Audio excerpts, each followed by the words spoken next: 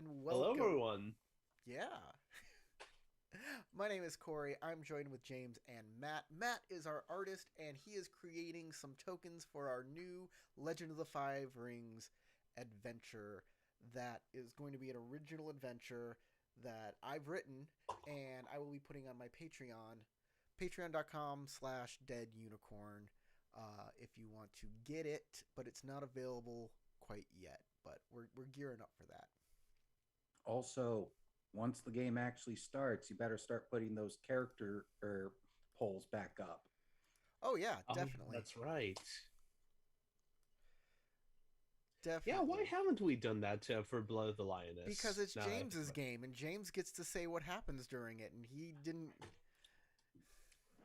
So I'm I going to didn't start. think of anything like that. I'm attention deficit. I'm not the one who runs the site and the Patreon and all of that. So out of sight, out of mind. Yeah, I completely get that. Look, I'm not going to run into somebody else's game and say, "Hey, you have to do this" and blah blah blah.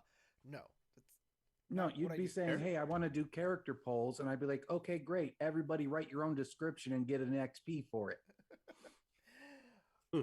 Anyways, that will be coming back. I'm going to be the game master again, which means I control everything. And I do all these neat things. I'm a very details kind of guy. Um, but yeah, How absolutely repulsive. we're gonna be making tokens for the new game, and we're gonna be reading Adventures in Rokugan together, and we're gonna be talking about this. We're not gonna be running Adventures in Rokugan, but we're definitely going to be talking about this game.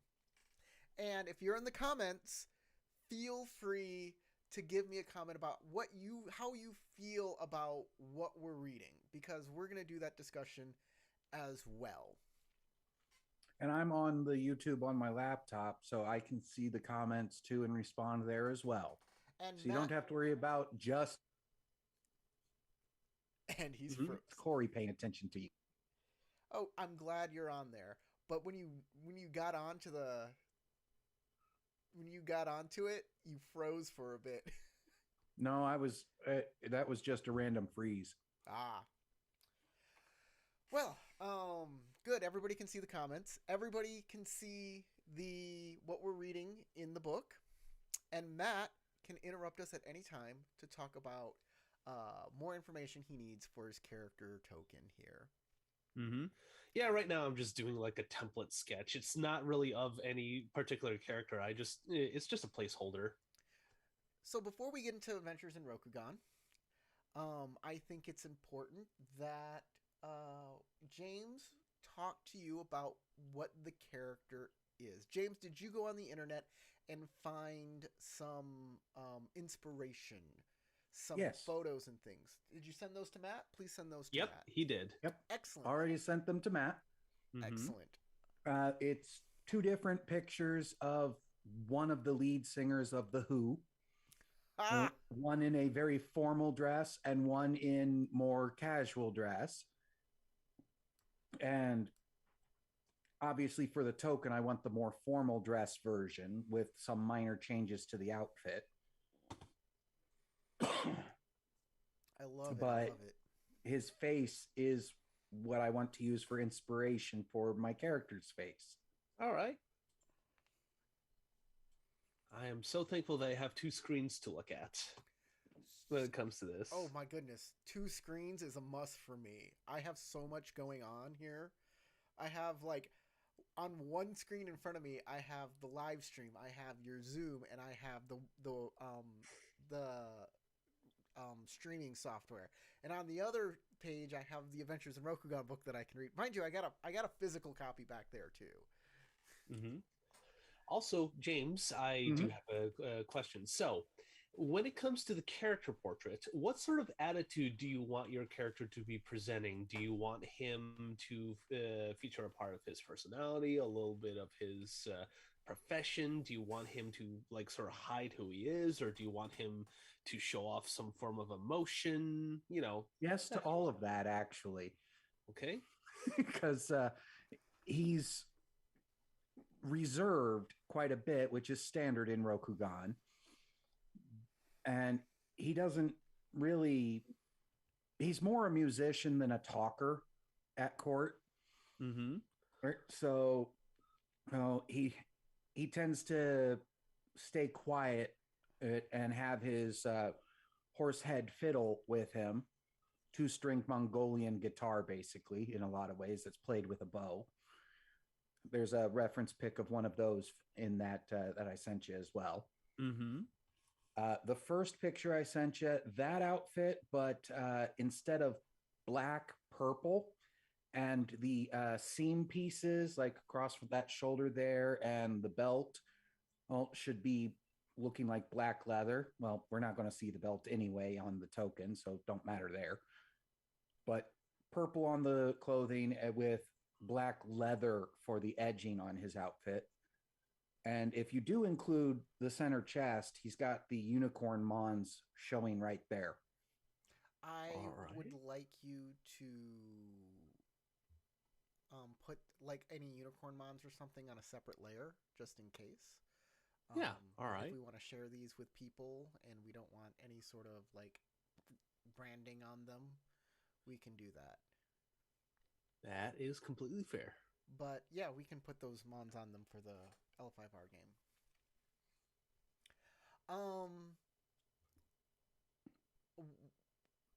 What kind of face does this person? Does it have? Does he have like a long face, a round face, a square face? Kind of a square almost face. inverted egg. He's Go ahead. He's got a strong jaw, but it's narrower than his forehead, kind of thing going on there. Like his cheeks are the widest point of his head. He's got it pretty good there on just that rough outlining, that sort of thing. And he's got a goatee, mustache, thick, long hair. That when he's traveling, he lets just be wild and loose, but when he's at court, it's definitely pulled back, ponytail, and tucked into the top of his outfit.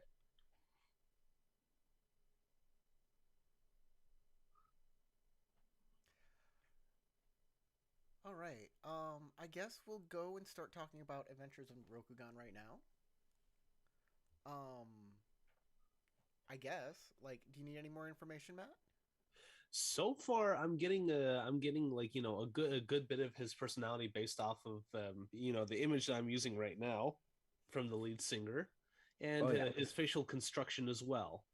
So if there are any adjustments that you would like me to make, actually, now that I think about it, before I actually start filling out most of the image, when I get to start working on his hair, do you want it to be loose or do you want it to be tied up?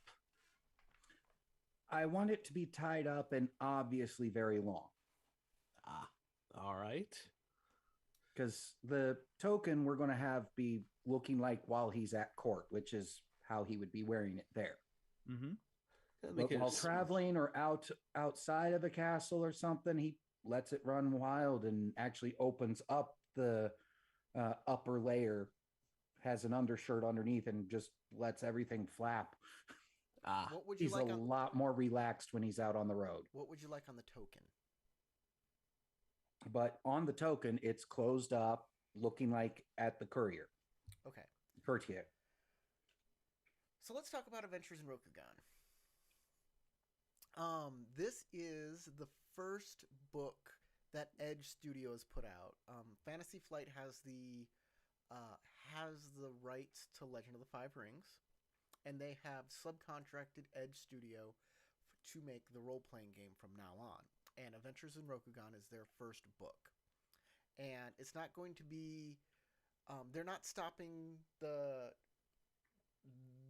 newest version of Legend of the Five Rings. This is just another version that they're running concurrently.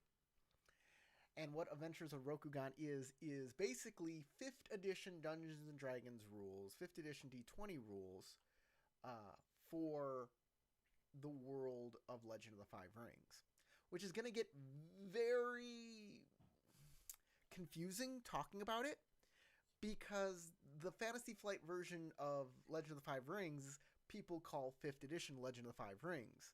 And this is Adventures in Rokugan based on 5th edition Dungeons and Dragons, which people just call 5th edition. So Oh, that sounds fun. it's gonna For be the purposes of this stream, let's refer to Adventures in Rokugan as 5D. 5V. I figure we'll For just 5th ed D&D, 5D. I figure just call it Adventures in Rokugan and leave it at that. Even though there's an earlier game called Oriental Adventures and Rokugan. We'll just call From this 3.5, yeah. We'll just call this Adventures in Rokugan. This isn't the first time L5R went with Dungeons and Dragon rules. There was another one that was called Oriental Adventures. Also happened to Seven Seas. Yep. It was called They had a D&D version made that I'll bombed. be right back. It was called Swashbuckling Adventures, I believe.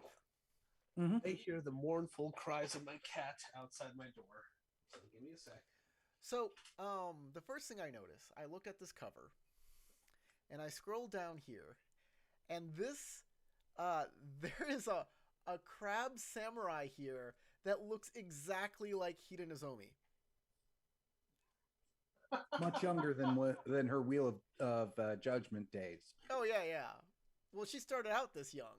But, like, Hida Nozomi from our first campaign ever, from when we first started running Legend of the Five Rings on this channel, Hida Nozomi is That on looks the cover. suspicious. That sounds so suspicious. Do we have a fan in that company that is now making Legend of the Five Rings? I don't know. Maybe. I have no idea. All I know is that looks exactly Before the like stream her. started, Corey actually showed me the original token art of Hida Nozomi right next to this character. Oh, dude, I should put up the token art And on the stream. Please, It's I'd like to see it. I would It's like like to twin see the sisters comparison. with one being a righty and the other being a lefty. Like, and I know for sure my buddy Josh made those initial tokens. Oh yes, I know. Yes, I hear Josh you, did make big those girl. tokens. Let me see if I can't add a media file here to the stream. This will take a second or two, guys, as I look for this. All right, no worries. I'm mostly focused on trying to get the facial proportions and the anatomy. I'm just talking to the people who might be watching at home. Mm-hmm. Okay, there she is. And boom, let's... Do you have it on the Discord? I'm not. No. It right. It's going to be in the live It's going stream. to be on the YouTube for all our viewers and people who come back to these to see. So there is the art of take a Hida quick- Nozomi next to the art on the cover of this book. And yeah, it's very similar. Her hair, I think her hair is a little longer because she has that braid on the side. But other than that, whew, I mean... Yeah, give me a second. I'm looking. I'm trying to jump in to watch the stream. Yeah, it's Okay, so like I said, it's twin sisters with one being righty and one being lefty. all right. So I see the artwork for Hida Nozomi, but I don't see the Right next to her. Oh, I see. It's all the same image there. Just layered it on top. All right. That's crazy, right? It's super similar. Anyways, One's a lefty. With the one on the cover's a lefty. He does a righty. I figure it's just a coincidence. Like we can get different people can get the same inspiration from the source material. Mm-hmm. So we're gonna go down to, and if you guys want to follow me, and if you want to follow me at home, if you have the book, you don't have to. I'm gonna put it up on the screen for you. But I'm gonna go down to page. At first, though, 10. I do like the cover art. It is nice. It is good. And the black is striking rather than the red that they usually have. So on page 10, Inspirations of Rokugan, the content notices and running the game conscientiously. These are basically like disclaimers and like what to do and what not to do, how to be respectful when playing Asian cultures. And there's some, I don't know, interesting things that they're saying here. Like, humanize your Asian characters, don't make them stereotypes.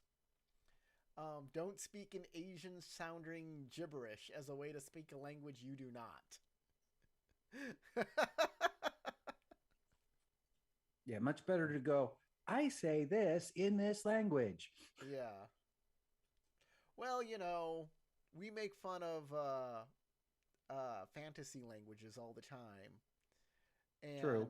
it's hard not to fall into that trap with After all, every dwarf is a Scotsman for some reason. yeah. But And every goblin like speaks like this. They're all Tasmanian devils or whatnot, you know. yeah, they're just But, hey, wannabes. At least in our groups, we don't go as bad as Mickey Rourke or whatever his name was in Breakfast at Tiffany's, playing the landlord. Hey, I never watched that Kid movie. is here. He says, next system option, Call of the Shadowlands, a Call of Cthulhu and Rokugan. I'm down. That sounds like fun. Ooh. Do not include ritual suicide in your games. This interests me a lot. Basically, they're saying do not glorify suicide as a redemption method because it can be wrong and harmful to people. Rokugan may share many cultural aspects of ancient Japan and other Asian cultures, but it does not mean harmful elements need to be included in the fantasy world. And yeah, like, really, if you're playing in mixed company, if you are playing with younger people, if you are playing with people that aren't mature enough to understand these things, you don't want to include these things. But like, or if there's people who have other issues with that sort of thing too. And I've talked about these kinds of things on my Dead Unicorn channel, where I talk about role playing, you know, the servant classes and how it can make me feel uncomfortable doing that. That said, these are parts of society and history, and exploring them can be a fruitful thing, especially if it leaves that bad taste in your mouth. But that said, like, putting a caveat in there that says, unless you're mature enough, like, sends the wrong message. Just say, don't do it. And If you're mature enough to deal with it, you're going to read the warning to not put it in and go, I can ignore that. yeah, you can do what you want. It's your game. Because you're mature enough to understand rule 0. That said, I probably will not be putting this in a live stream. I will probably not put a ritual suicide in a live stream because other people will be watching it, and I do not want to give that idea as well. I think we need to be... I think I got kind of close to it during Lioness because of mentioning the duel and the timeline and wibbly wobbly stuff, where if you hadn't healed her husband would have had to gone in and she would have died. But the way it went was the other way around, and I mentioned it, but it wasn't on screen. I think I might make an exception for this one plot, though.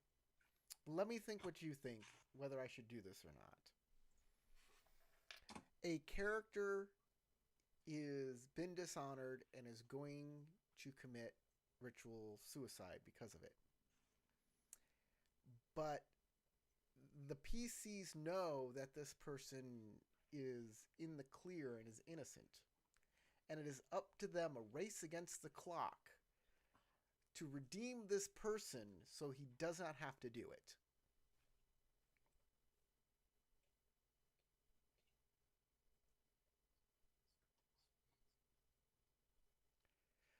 I don't. Good work. That's great feedback, guys. You're wonderful. Good work.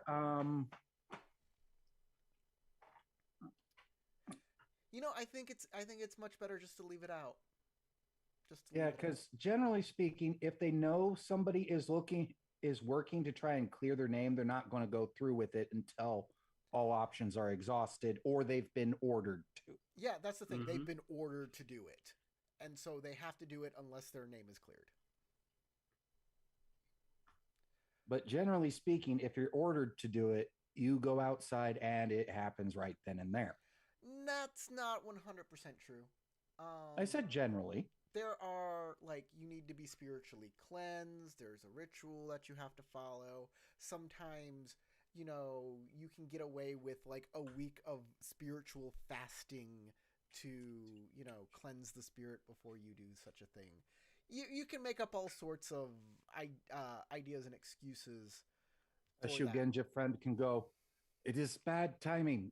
His soul would waste away starts with M. Thank you. Rather than traveling on to where he needs to be. So yeah, a game master can come up with all sorts of ideas to make this plot happen, and if we wait for the full moon, it will be much better. Or perhaps the person isn't ordered to do it, but instead feels for his family, and this stain is going to hurt another person's chances of having a good life, and that could be another reason to do it. And for that one, we're going to clear your name. Just hold tight. That means that they're able to start spouting as many excuses as they want to hold off. Yeah. But there could still be a time limit, as let's say their sister or son or father needs to do something very important and is unable to with the stain on their honor, and thus you have to do it before the time limit is up. So Tarek is saying that the audio is pretty low on stream. The audio is pretty low on the stream. Okay. Shoot, I'm getting negative 30. Okay, let's check 1 2, check 1 2. Whoa, I'm getting some feedback now. Got to bring that down. Bring this down. Check 1 2. Check 1 2. Can y'all talk? Check 1 2. Hello. All right. I hope the audio's pretty good now, Tarek.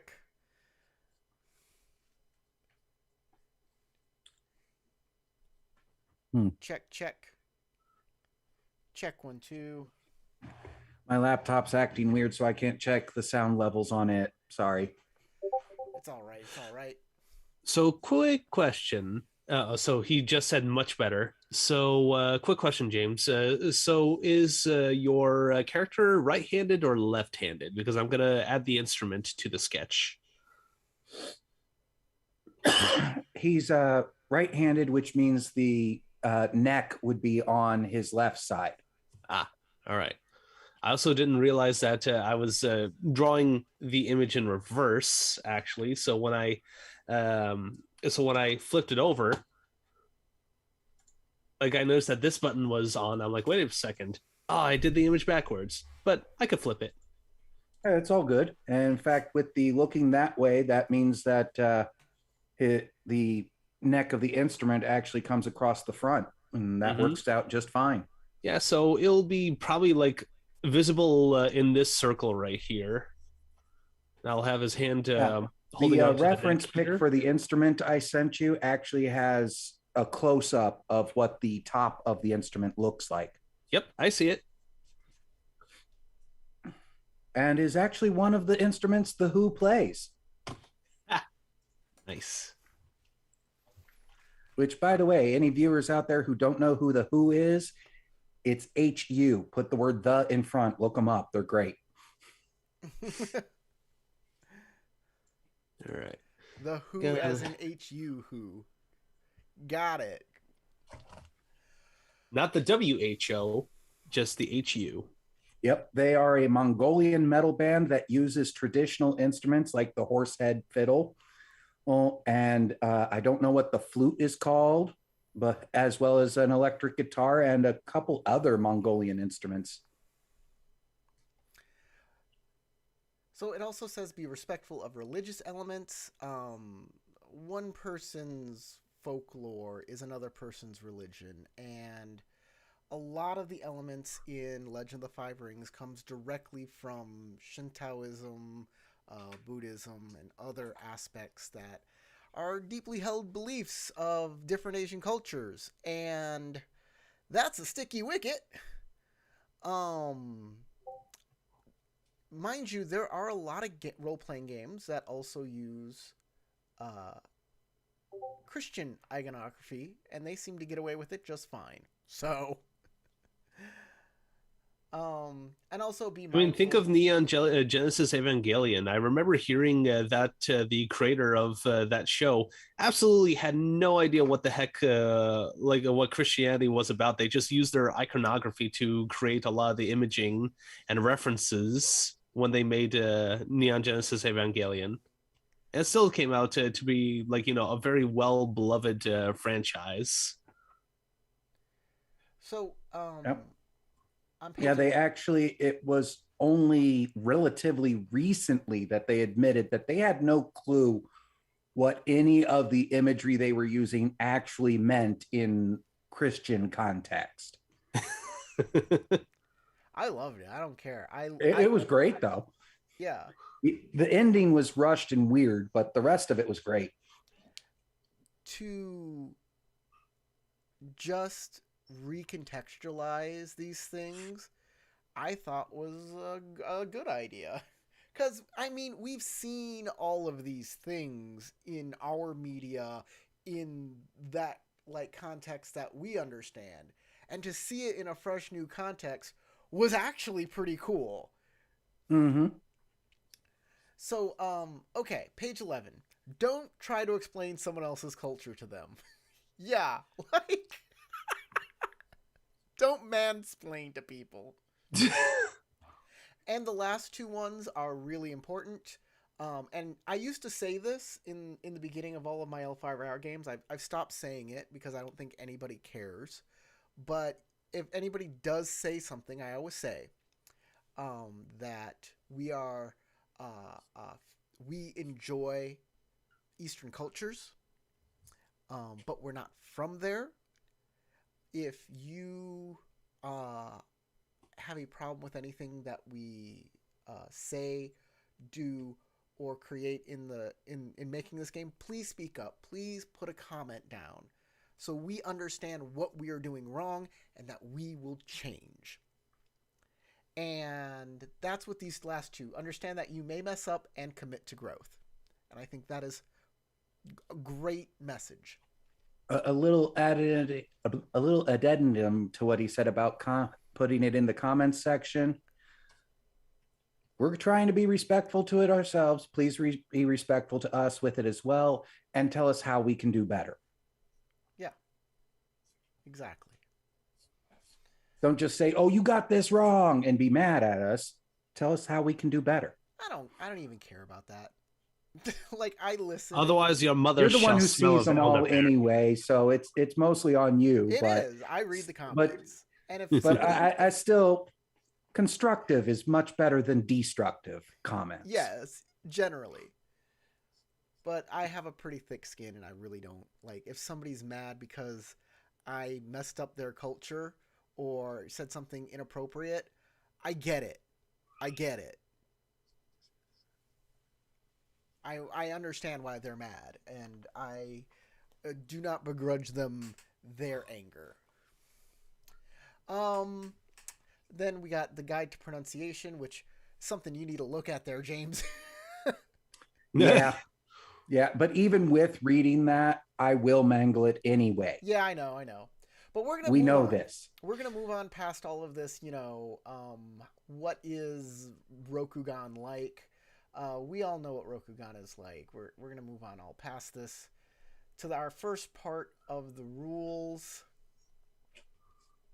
which is species of Rokugan. The first part of your character creation journey is you pick your race, your species. Oh, that's thought it new. was I just- thought it was just a clan. Yeah, Yeah, I thought I it was know, pretty much right? just human. Nope, not in this one. They're like, pick. They're de-emphasizing the clans and emphasizing that it is a fantasy realm filled with all sorts of creatures, and you can make a party of like different things and go adventuring together. So they're just trying to make it like D&D. Yeah, this is the D&D version of Rokugan, exactly. I thought the appeal was the clans and the politics and such. It says I know, right? So they're de-emphasizing that and emphasizing more, like, since these are 5th edition D&D rules, they're emphasizing more the adventure, go have fun, killing stuff, being murder hobos in Rokugan kind of thing, I believe. I mean, it would be interesting to play like what were they called? The Nizumi, like the rat creatures that we interacted with in the Shadowlands. Yes, and there are rules to play them in this game. Oh, okay, interesting. Kit says, "Well, clans barely matter for L5R," and that it's up to the game master to really say how much they matter and how little they matter. Like, tromping off into the Shadowlands to kill Oni, clans matter way less. But then if you're doing a winter court game, suddenly clans matter way more. And my own Blood of the Lioness was somewhere in the middle, where some clans freely intermingled at the Lion Castle, but it was still emphasized that this is the Lion's Castle and they're mostly lions here. Oh, he was joking about that. Well, clans barely matter for L5R. That was a sarcasm. But let's just take a moment to talk about Blood of Linus. I'm curious about a couple things because I did not read the adventure because I knew you were going to run it. Okay. What if I was playing a unicorn and I went back in time and now trapped in the body of a lion? You would see everything from the lion's side of the battle, but then you would be arguing for the unicorn side at the end. So could I defect to the unicorn side? Could I be like, see you guys later, and run over to the unicorns and like fight on their side as my lion ancestor? Well, nothing that probably in the wouldn't module, be very favorable.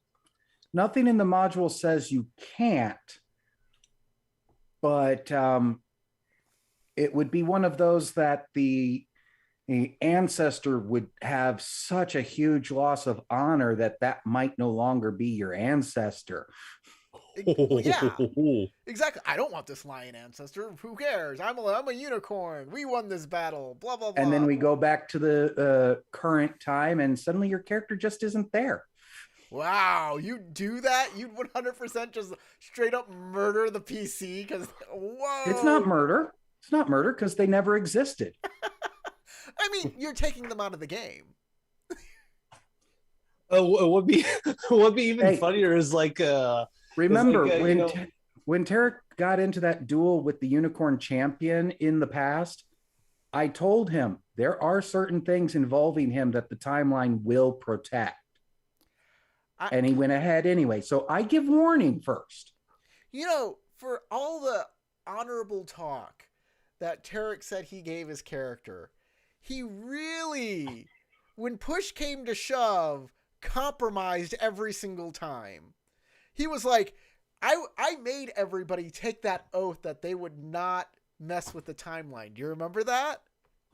And then what did he do? He messed with the timeline. Specifically messed with the timeline.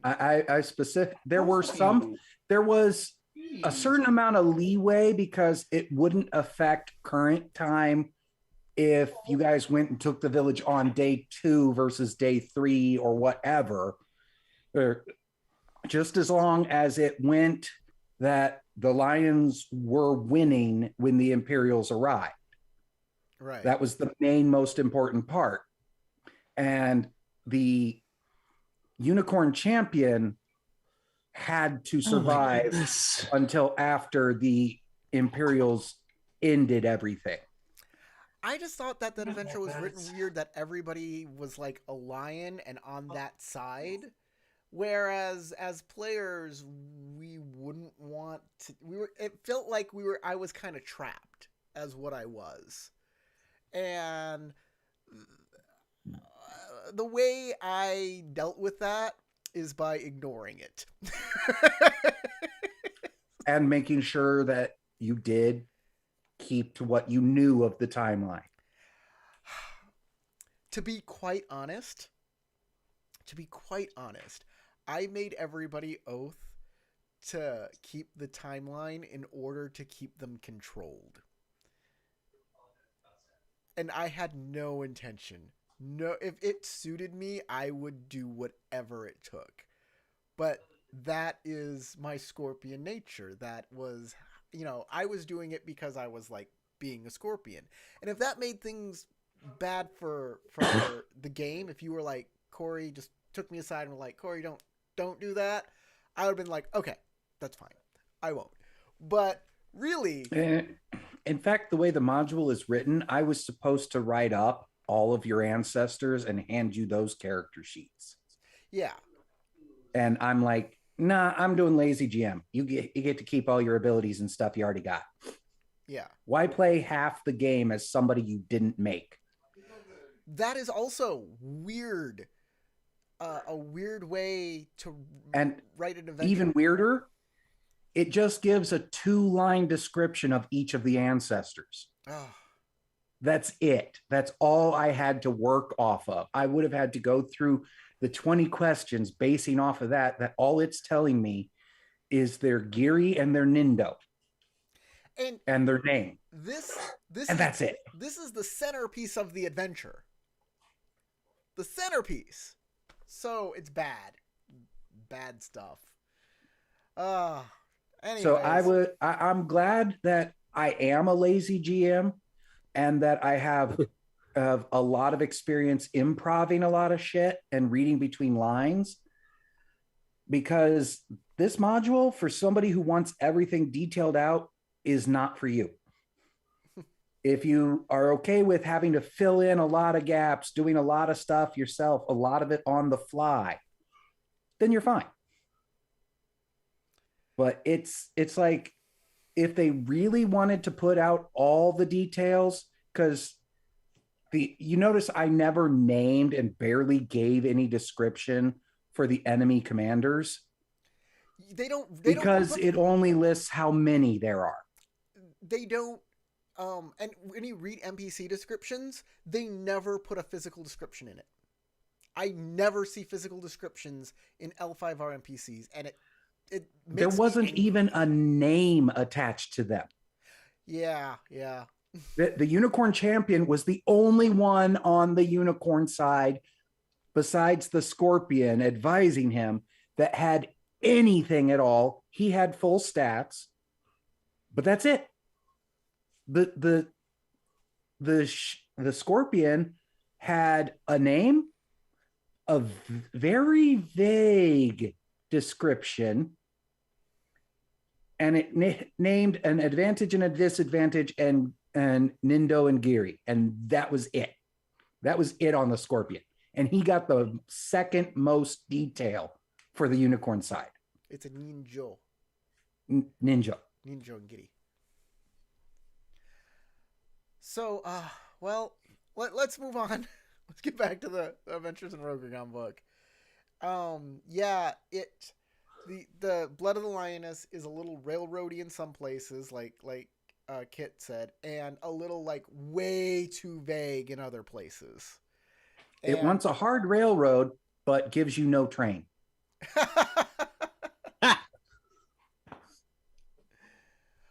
So let's go back to choosing a species. By the way, it says there are no alignments. They were just like, we're getting rid of that mechanic. Let's go with when everybody follows Bushido to one extent or another, or alignment kind of is superfluous. So the species you can be are human, which is just like what humans are in the Dungeons & Dragons book. Naga, which they say that there are different kinds of Naga, but they only give one like main Naga trait kind of thing. Whereas like if you look in the D&D book and you see elf, they'll be like, here's elf, but there's also sub-elf groups like wood elves and drow and stuff like that. Which Though at this point with 5th ed, elf is elf as far as the stat block goes. And it's just, hey, here's some other types you can say you are. I actually appreciate that better, and I'll tell you why. Humans don't have subhuman groups where each type of human is different. Like the It'd be rather racist if you tried to do that. Exactly. Like, oh, you're a desert human and you're a mountain human. No, human is human is human, and you can the stat block can be adjusted. Like you get a free feat or skill or whatever to show your background then. And I was like, then why do elves get all these wacky subtypes? And in fact, like, I'm playing a Spelljammer game, and there's a thing called Astral Elf, where elves have been in space, and now they have, like, starry eyes and blah, blah, blah. And I'm just like, why don't humans have that? Why isn't there an astral human? That makes no sense. So, like... Yeah, if you were going to do something like that based upon environments, just create an environmental template you can slap on a race. Yeah, any race. That makes more... I like that. That's a much better idea. Like back in 3.5, I actually played a halfling Aasimar because Aasimar at the time was a template you could put on anything. Tiefling was a template you could put on anything. So Naga, choose 2 different ability scores to increase by 1. That's something they're doing in 5th edition now, where you can just pick and choose. This is your background. This, like, they don't want to... Everything is kind of wibbly wobbly. You can do whatever you want.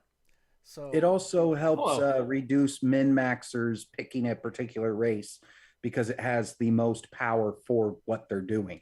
Yeah. It more encourages more role playing. They're amphibious, cold-blooded. They have expanded senses. Serpentine charming. You can passively maintain an illusionary identity that allows you to walk among other species. Excuse me. And the Unity. You can send telepathic messages while resting to creatures that you know at a distance. Moving on, we got the Nizumi, which are the rat people. Uh-huh. And... actually, it doesn't say anything about the different tribes of Naga, and it doesn't say anything about the different tribes of the Nizumi either. They're more of a monolith here. Nizumi, choose 1 ability score to increase by 2 and another one to increase by 1. They're adapted to the Shadowlands. They evade by a whisker. Increase your AC against attack of opportunities by 2. Interesting. Sharpen senses. Skitter. They can run on all 4s, increasing their movement speed. Here's one that's amazingly interesting.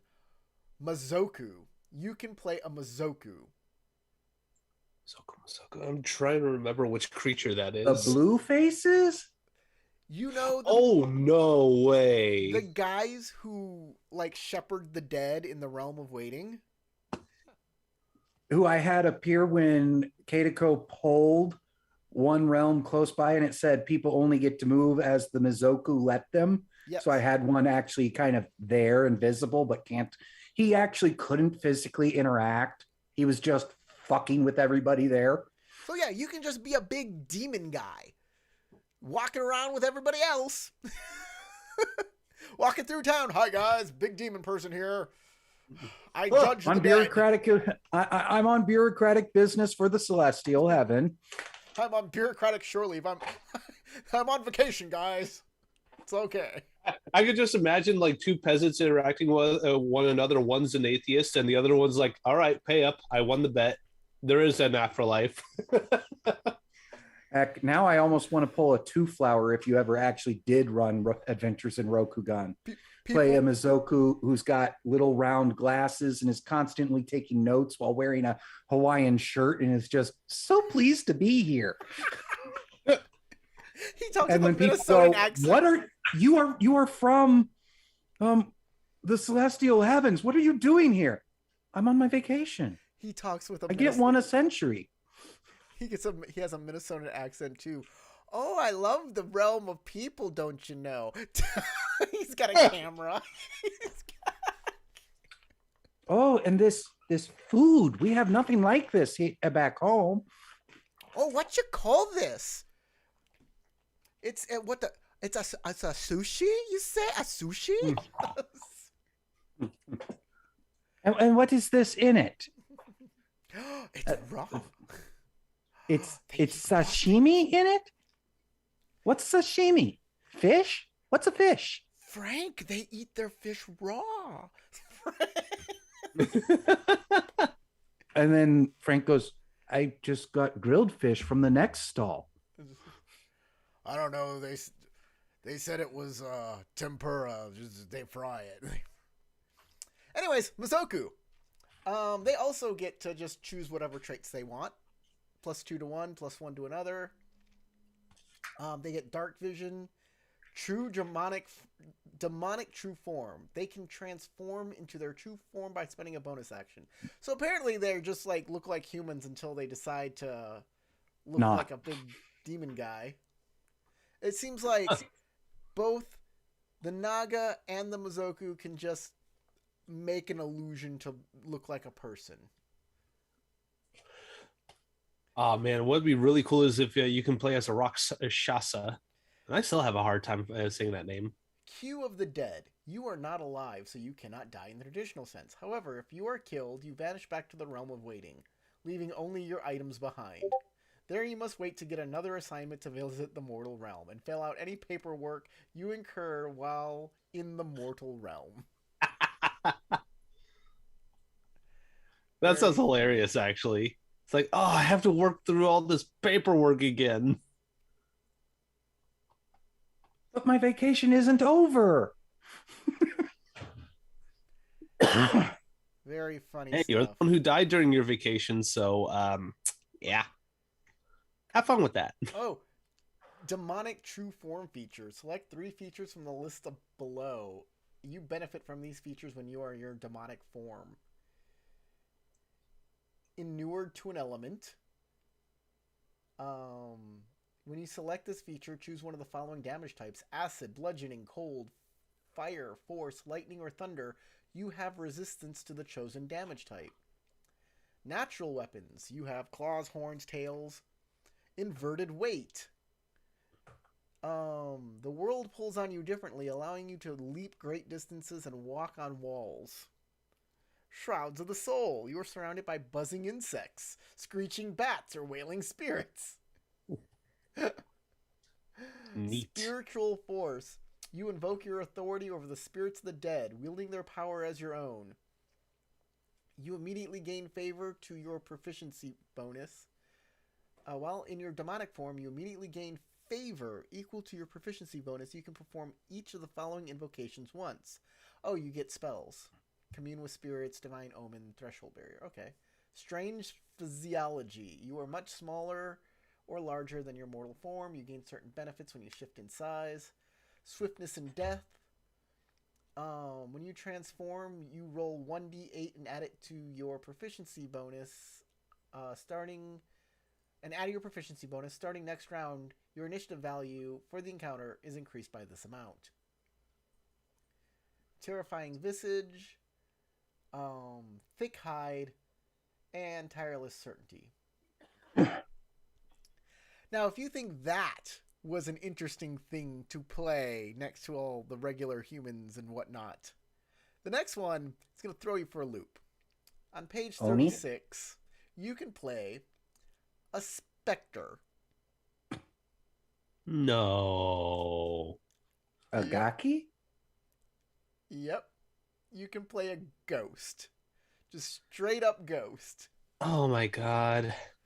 You are a freaking yokai. Whatever. Nope. This game is like, we don't care. Do what you want.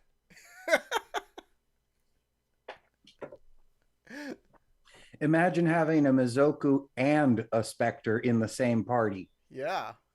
The Mozoku's going, come on, we got to go back. We got to go back. And the Spectre's going, no, I'm staying. No, we got to go back. Oh. You got to go. And that's the whole point of those two being there. No, I want to have an adventure.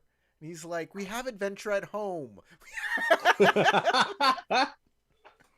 Yeah, I've seen it. It's the pit in the city where you hold people for years before processing them. That's an adventure.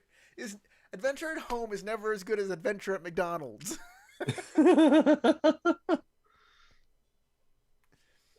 And eventually the Mozoku's going, I see your point. The food is great here. It's even better when it's real. Ghostly. And then when they have to fight, the Mozoku uses the spirit's old affinity as a what was it, like a shigenja. It's like, all right, I need your fire magic. It's like, no, and the spirit gets sucked into whatever like ability the Mozoku needs to use the spirit's ability. So Kit just said, with the dragon school, you can be a Spectre inspector. Yeah.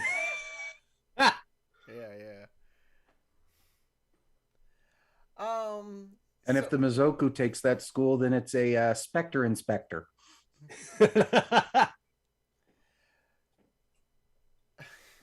So they get weird stuff. Ghostly dispersal. When you're hit by attack, you disperse your corporeal form, granting you resistance to it. Pull of the afterlife. After being dispersed, pulls you closer to the afterlife. You start to slip from the mortal realm if you're dispersed too long. You must choose your action to reincorporate unless you choose to suffer 1d6 psychic damage. Q of the Dead, it's the same as the Mozoku. Spiritual Anchor. Watchful Presence. Alright, let's get back to like a thing that samurai might actually adventure with. A Tengu. Tengu or Kenku, you're a bird person. You can fly. Since that's already in 5th ed, why not? Yep. Of course, they can also make themselves an illusion to look like a normal person. As always. And they can cast a spell to make themselves fly called Surge of Air. So they don't actually just fly with their wings. They can't just fly, I guess. Oh, wait, no. Yeah, you can also glide using your wings, giving you a flying speed of 60 feet that cannot be used to ascend unless you have access to an upward air current.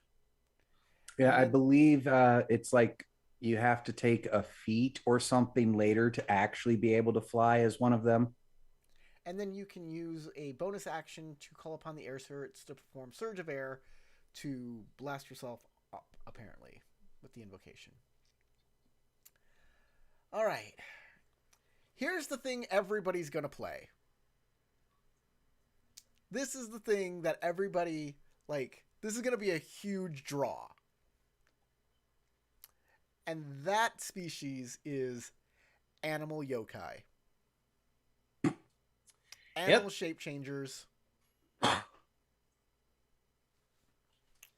Everyone will get to play their cat-eared girl fantasy with this. Oh yeah, and they got the kitsune lovers. And they got they got different special abilities for each one of the types. Listen to these types: bat, fox, otter.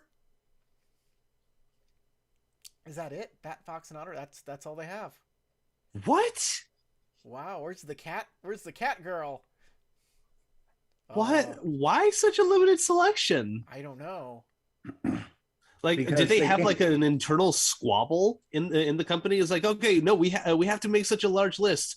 They're leaving room for adding more player options for more books later, like they do with all of D&D. Yep. Yeah. That's why Core Book has 5 races, but if you look online for 5th ed, there's 30. Oh. And the last thing is unique existence. You can play a one-of-a-kind creature in Rokugan that's not defined or easily categorized. Like, you know, a celestial dragon disguised as a human walking around, or like a mystical phoenix or whatever. Whatever.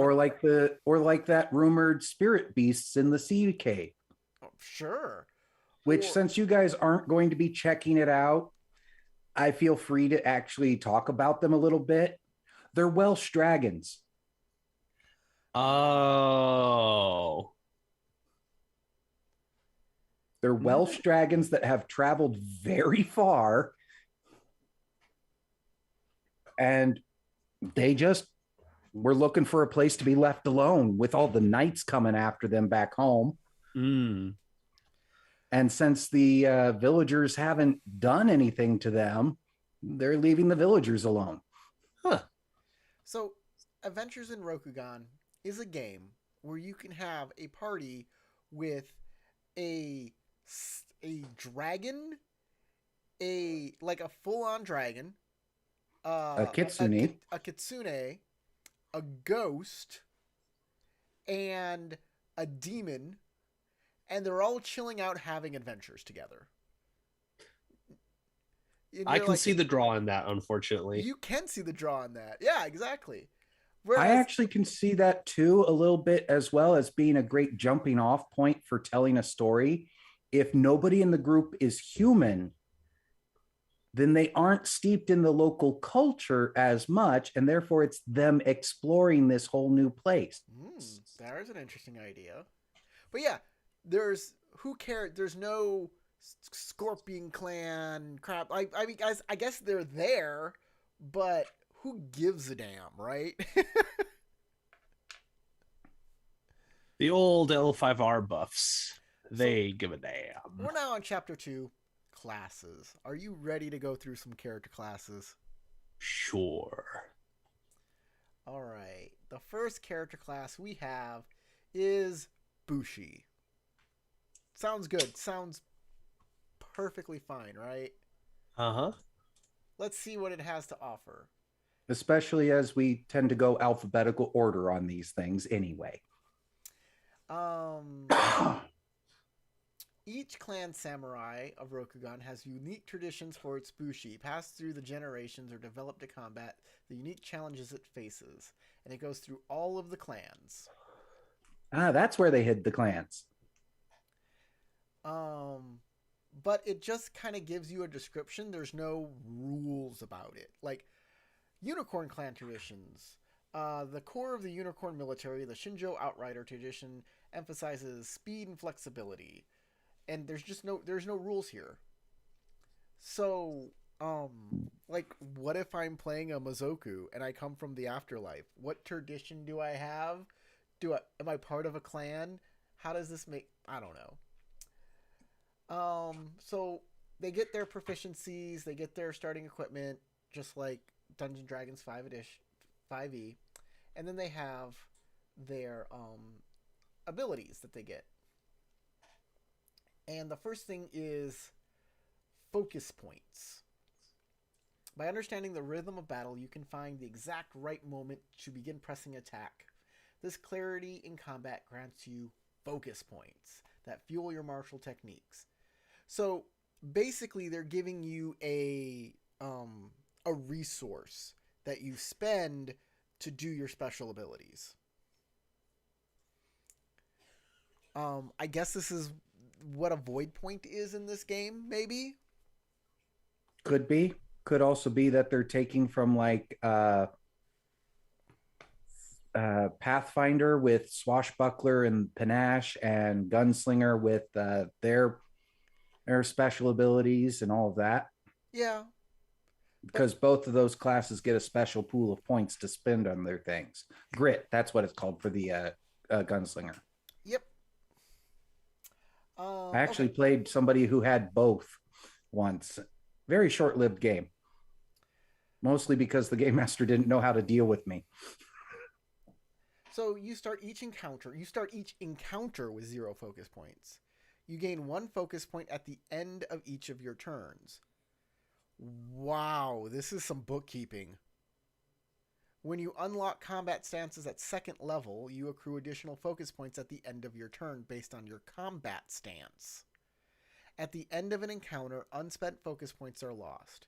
You can't gain focus points while unconscious.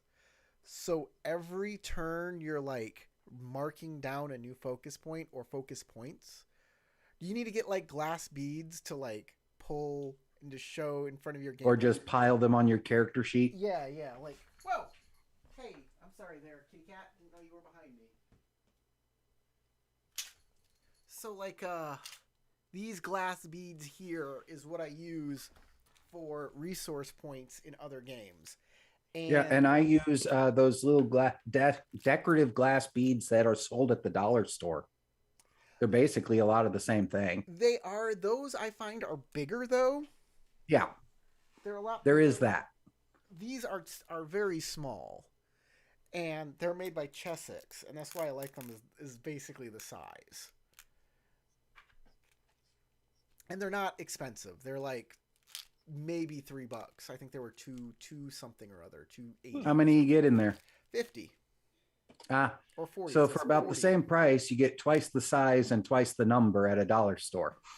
Yeah, but the size, like I used those, and they were just too big to be useful. For me, on a standard battle map, they're the perfect size to lay down and say, okay, here's a whole bunch of this kind of creature. Oh yeah, they can be used as minis, no problem. I see that. And placing them on character sheet to keep track of points, that's just a pile anyway, no matter what. So whatever with role-playing game. It's with tactical games that that size becomes more of an issue. Okay, weave through the storm. What are all these? Combat stances. Starting at second level, your combat stance has taught you your combat expertise has taught you several different stances. Each stance has different strengths that give you a specific bonus. You can only have one combat stance active at a time. And your combat stance are Ember stance, Mountain stance, River stance, Willow stance. So they're basically your elements. Fire stance, earth stance, water stance, void stance. And apparently you get all of them. All of the stances at second level. You just have the ability to just change your stance to whatever you want. And each one has a different effect. Wow, you're already starting with a bunch of rules. Interesting. Like river stance, your movement speed is increased by plus 5 feet.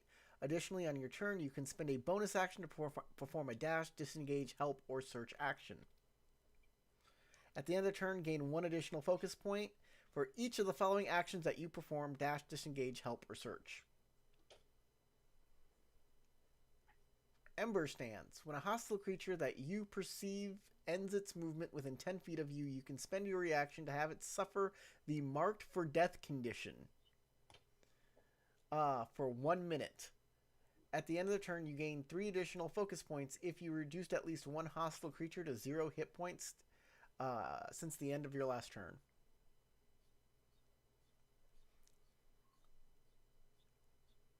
Sudden clarity. At second level, you can center yourself on the battlefield, taking note of the opportunities and risks before you. Matt, this is looking really good. Thank you. At the start of your turn, as a free action, you can use this feature to gain 1 focus point for each hostile creature you perceive within 10 feet in front of you. So at second level, there are ways for you to gain focus points. How do you spend them? Where do you spend them? That is a good question. On martial techniques, apparently. Oh, martial techniques.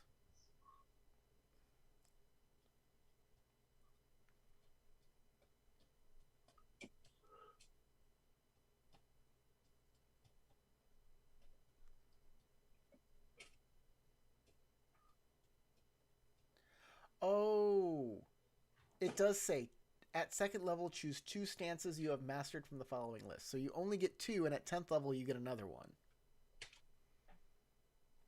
That's good. That's good that you don't get all of them. Because that's just a lot of fucking rules to juggle.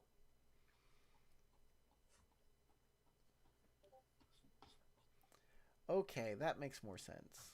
And then you get martial techniques. And martial techniques are basically like your kata. And there's a whole like list of them in the back of the book. And at 1st level, you know Weave Through the Storm as a martial technique. Weave Through the Storm. It is a reaction. It costs 1 focus plus. You must spend at least 1 focus point, and you can optionally spend an additional focus points from those you have available. You must be wielding a weapon to use this.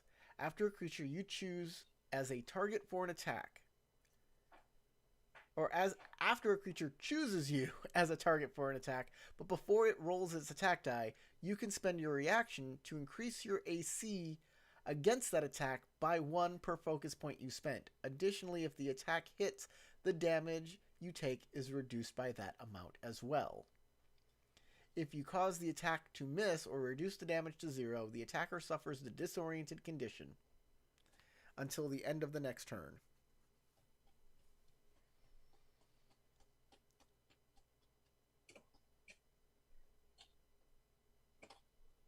All right, moving on. Mm-hmm. Sorry for the silence. Well, more James. James is just staring at me like, I guess that's... I'm actually staring at the art.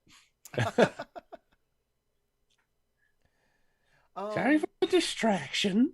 Let's talk about Because the Bushi... when you actually had it up and was working on the mouth area and all of that, and you couldn't see the eyes, there was almost an arrogance to the face, but once the eyes are added, it's actually showing a more balanced look, which is absolutely perfect. Ah. All right, let's talk...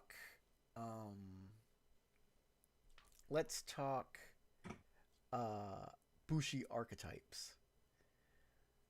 They have the Samurai Arms Master. While various samurai clans of Rokugan each have their own training methods for the martially inclined among their ranks, a core curriculum of training established by Akodo and improved over the century does exist. For samurai who serve as battlefield leaders, this subclass represents the most iconic option, focused on mastering traditional weapons of the Rokugan's Bushi class. The next one is Protector. So basically, the first one is an Akodo weapon master. I guess, but this is like generic. Anybody can be this from any clan or whatever. You would think like the archetypes would be the schools from each clan under that subheading, right? But no, since you can play like any race you want, they have to make it as generic as possible. Because making a Mozoku Bushi Arms Master just sounds wrong, because I'm a bureaucrat who knows how to use every weapon in existence. No, there are Mozoku warriors who keep the peace in Meido. Yeah, but they're all still bureaucrats. It's like the difference between a security guard and a Marine. There's a Protector, which I guess are your Yojimbos. Protectors are Bushi who focus on defense, self-defense, and the defense of others. Whether they use heavy armor, melee weapons with reach to keep foes at bay, or knowledge of tactics to control the battlefield, Protectors often serve as honor guards, bodyguards, heavy infantry, or cavalry units. I'm almost getting the impression that the people who wrote this actually came up with it in almost chapter order. And they weren't bothering too much with with the source material. Yeah. Other than, that's cool. Like that. Let's add that.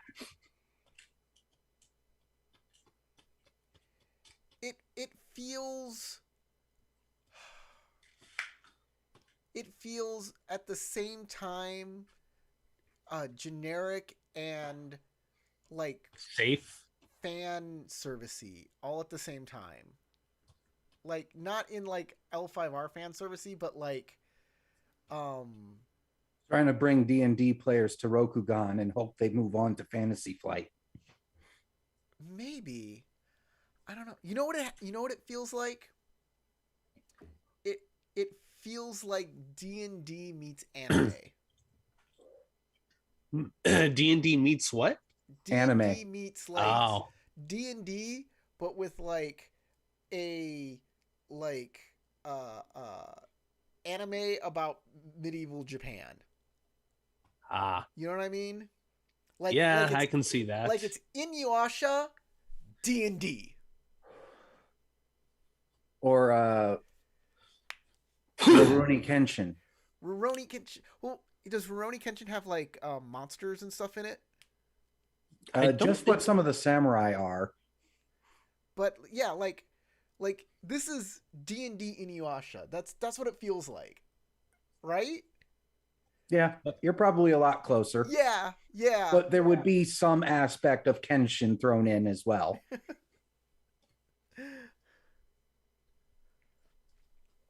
They also have the Vanguard, Arbushi who seek mastery of numerous styles of weapons. Each weapon has a specialized role.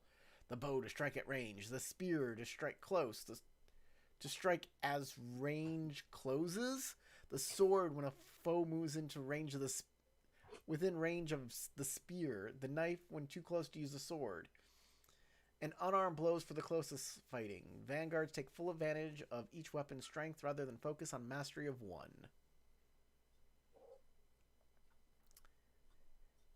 All right. So, what do you think the second class is? Well, if it's going alphabetical and it was Bushi first, probably a Courtier. Duelist. Okay. I know, right? I would see that as a subclass of Bushi. Wouldn't you? Doesn't that just mean, is this just another kind of Bushi? Okay, this is where Kenshin's being added. What weirdness is this?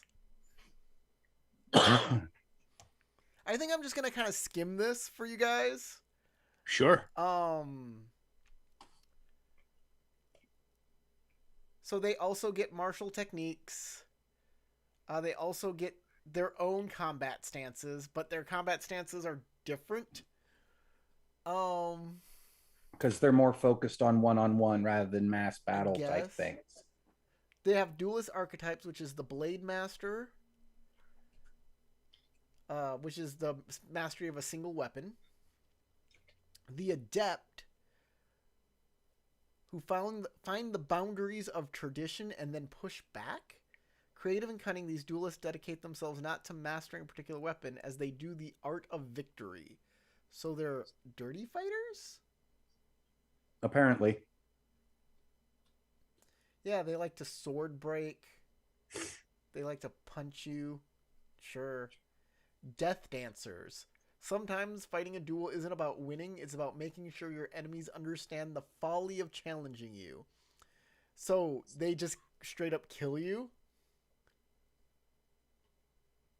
Death Dancers are duelists who are used to make the most of a duel's political and social implications. The Bayushi tradition trains its duelists to draw out enemies and humiliate them in public. They are not only the ones who use this style of combat. Many blades for hire Ronin, blah, blah, blah. Okay. Interesting. Now we have the Courtier.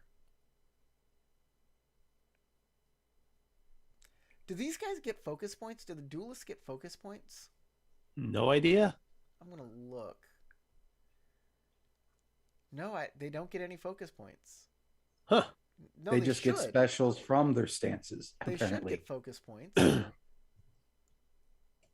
No, that first level, they do get focus points. They just didn't write it down here in the class. Because their martial techniques are created. You have to spend focus points to use martial techniques. And they get martial techniques. Yet they put how you do focus points under Bushi, but not under. I think focus points should be done in a more generic, like before classes even started. If everybody gets them, I don't know. But I'm sure courtiers get focus points too. Yeah, they get intrigue dice. Ooh.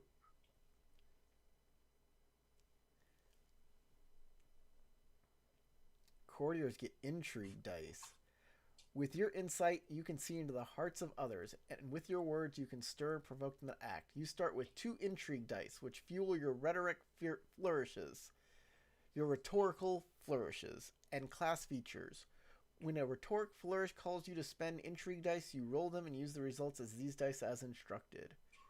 Additional intrigue dice. Your maximum intrigue dice increases in intrigue dice column on the courtier table. Additionally, at 5th level, your intrigue dice become D8s. At 10th, they become D10. At 19th, they become D20s. Or D12s, not D20s. You regain half of your expended intrigue dice when you finish a short rest.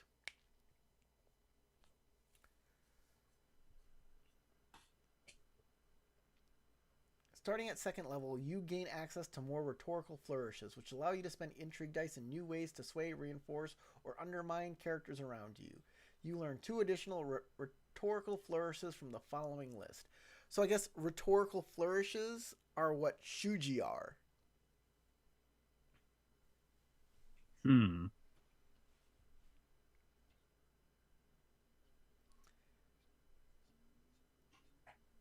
There's a whole list here. Careful cadence, clouds parted by steel, honest assessment, move at your own pace, rallying orientation, rouse the soul. And I guess you learn them as you go.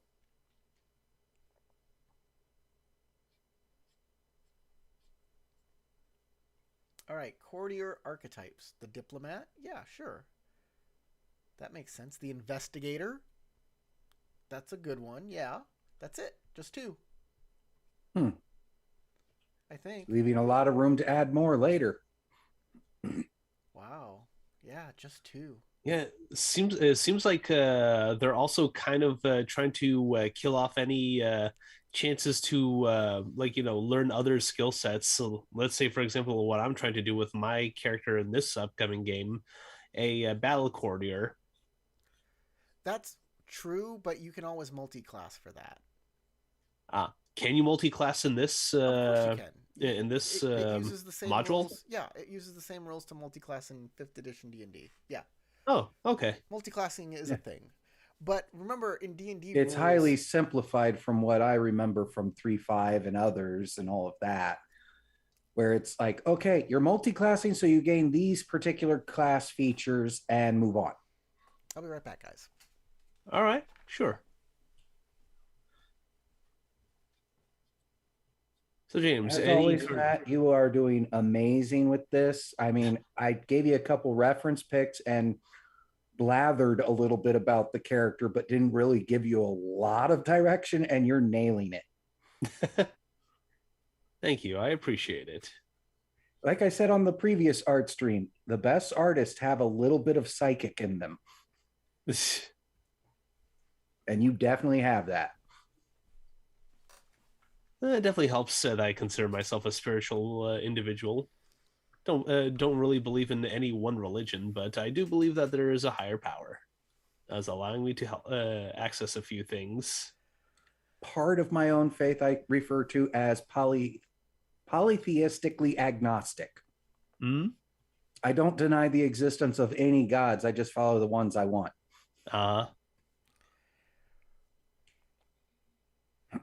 Well, and it's actually kind of based upon the couple first verses in Genesis. Oh, because who the heck is God talking to? Plus, good also question. In the Old Testament, he never states that Baal isn't a god, just that he's stronger. Guys, can we keep the religious content down to 0? Thank you. All right. Sorry about that. I don't think we wandered into territory that would offend people. Well, but still, we can stop now. That's not what this is about. That's not what we're doing. I just mentioned that he's obviously got that artist gift of being a little bit psychic. Ah, yes. Yeah, and then we went to a completely different tangent. So As people with attention deficit are wont to do. Our next class is the Shinobi, which is Yay. good. That's, I mean, yes, we should have Shinobi 100%. That's a good class to have. Mm-hmm. No Scholar? Alphabetically, Scholar comes before them. Huh. No Scholar. Dang, that means I wouldn't be able to make Rokugan in that. You think there'd be an actual, like, subtype of Courtier that would be Scholar or something, but no.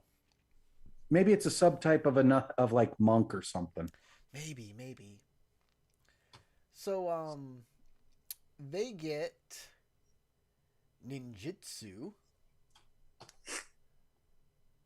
Oh. They get Merciless Strike, 1d4 per condition, max 2d4. What is Merciless Strike? You have mastered I'm betting that it's basically a lot like Sneak Attack. That's what I'm thinking too. You have mastered the art of attacking impaired foes. When you make a melee attack against a creature that is suffering from one or more negative condition, you can deal a d4 additional damage per negative condition to a maximum of 2d4 additional damage. You can use this feature multiple times, but you can't apply it to the same creature more than once per turn. The additional amount of action per condition and the maximum additional damage increases as you gain levels. So it starts at Sneak Attack. Yeah, it starts at 2d4 and it can go up from there. Yeah, it's a reskinned and modified Sneak Attack. Yep, that's exactly what it is. You get ninjutsu, which is like you can get some ninja tools, ninja attack modifier, ninja saving throws. Just put the word ninjutsu in front of something and it's a new thing. Ninjutsu attack modifiers. Ninjutsu saving throws. A ninjutsu subo. Pocket sand, sha. So here's something that's interesting. They have, starting at 7th level, you become an adderant at striking multiple foes with a single swoop. You can spend your action to make a multi-target attack against each creature in a 5-foot sweep around you. And then they have a map showing what that looks like with squares. So this is a big departure from the Legend of the Five Rings book, which is all about like combat range. Mind. The ranges are wibbly wobbly. You know, here it's like there are squares of 5 feet, and this is how it looks on the map, and you should use miniatures. Or at least glass beads from the dollar store. Exactly. The thing Get a little paint too, so you can mark them up so that you can more easily discern between this clear glass bead and this clear glass bead. But here's the thing. Who's selling samurai miniatures? There's not a lot out there. There are a few. I'm not saying that they don't exist. They are rare, but they do exist, and you're more likely to hit Shadowrun figures by looking up Samurai Mini. Yeah. I actually have some actual samurai. I have some L5R Clan War minis. Yeah, and Reaper used to make them for D&D. So they exist. They're out there. There's not a huge selection though. Are you gonna find a Asian spirit specter to be? Probably not. Are you gonna find a Mozoku anywhere? You can get close by the demon mask wearing human ones, but maybe you can look up Oni and get something close. But still, there are not a lot of minis that are Onis either. So I'm just saying, like, there are a lot of Rat People minis because Warhammer. And they're ratlings. Tengu, you can find. They're starting to get more of them. Yeah, you can find them. You're not going to have a big selection of that either. Unless you go to like Hero Forge and custom make one. Yeah, but that's like $20 a mini, if not more. Oof. Great quality though, and wonderfully detailed. But I yeah, gotta say, I have a Hero Forge mini that my wife got, and it looks beautiful. But we looked at the colored ones; they're more expensive, and they look terrible.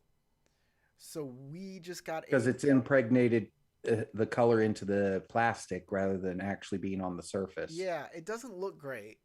So we just got a regular one, and we painted it, and it looks really nice. I really like it. I can show it to you if you like. She's been painting it. It's Please. not 100% complete.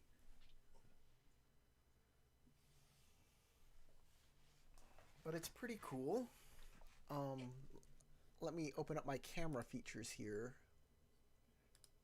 so I can focus in on it.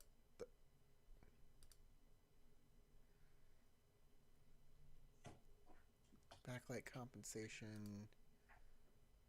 Where's the focus? Well, let's see what we got here. Where's my focus? Ah, here we go. So I am going to zoom in.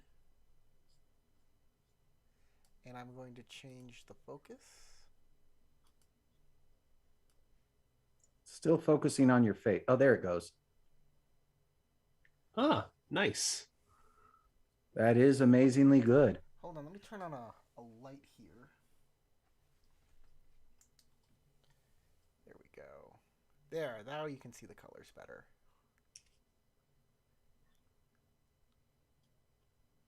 Did you do an ink wash to get the shadowing like that on the cloak? No,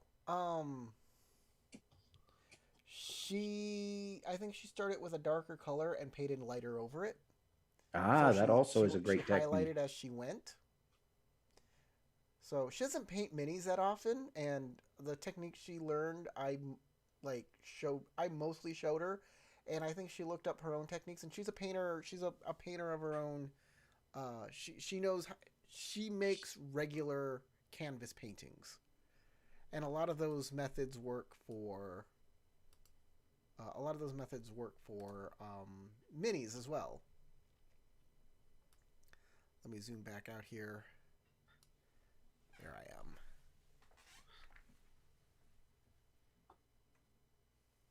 And funny enough, I never even knew that Crystal painted until I met her mom and dad up in Alaska when I went there for your wedding. Her mother is a pretty good artist. Oh yeah. You can look her up. Joyce Coolidge. She makes a caustic wax art, and you can purchase it at different galleries across the United States. Don't ask me how to look it up, but her name is Joyce Coolidge, and I'm sure you can find it on your own if you're interested.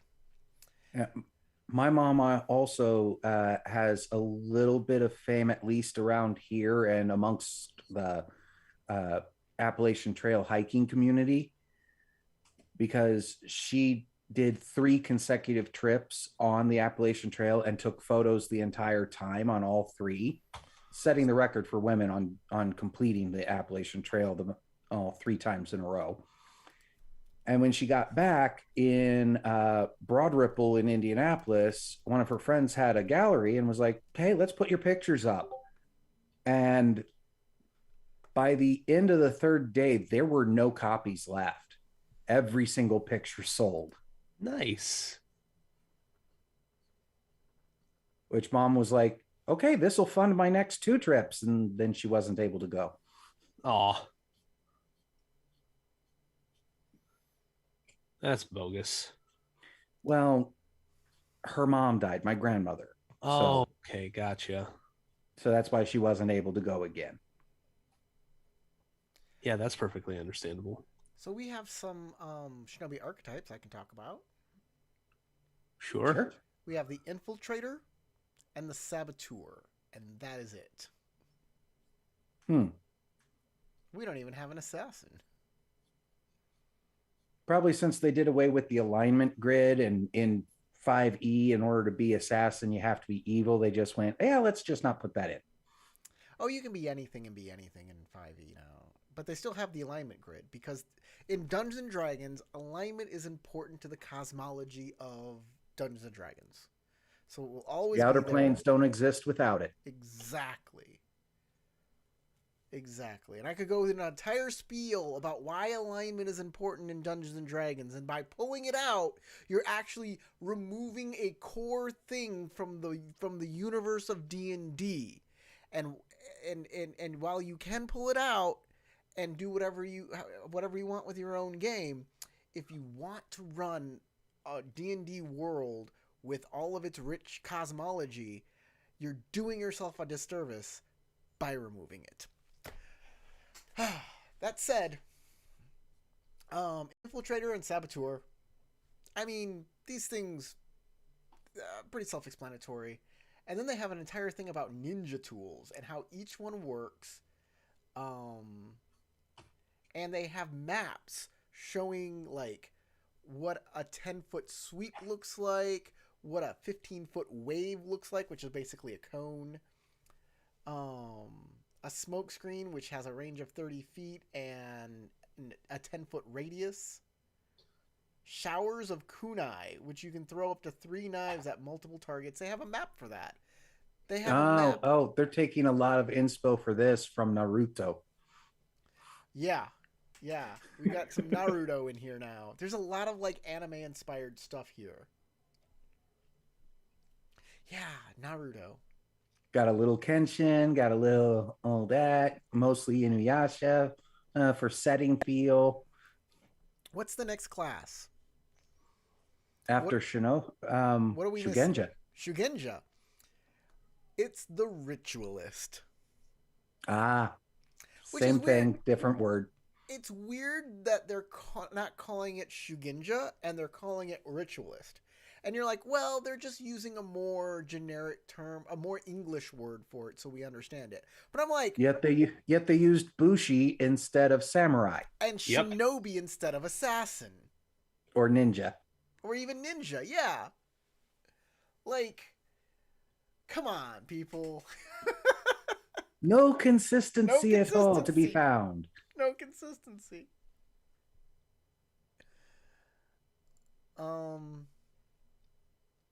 Oh, here, ritualists get favors.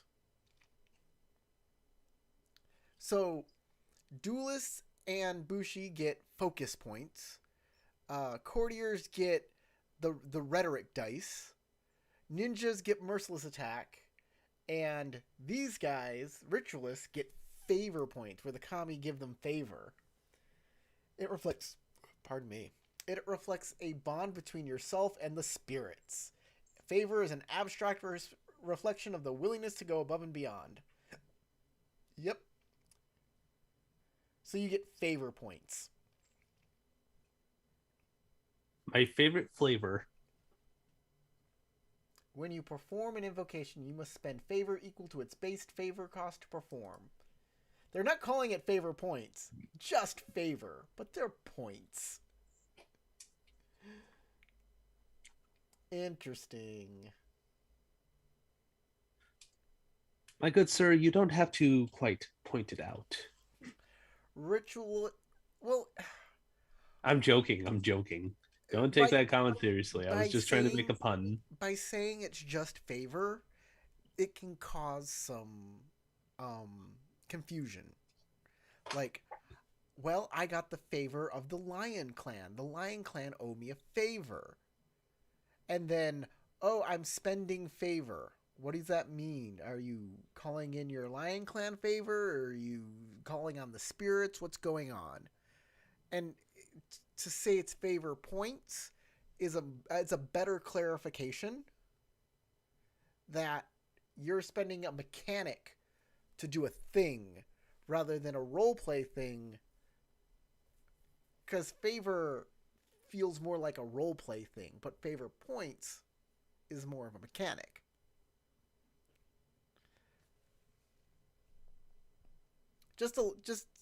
I mean, it's not a huge thing. It's just a little nitpick. Or even just calling it spirit favors instead. Sure. Yeah. because then it delineates a different kind of favor. So here are archetypes. The first one is Artisan. That's right. Artisans are ritualists, not courtiers.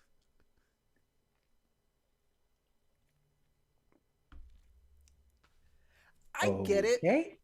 I get it. These guys make the magic items. These are magic item makers. Got it. But you can make an artisan courtier too that makes art. I don't know.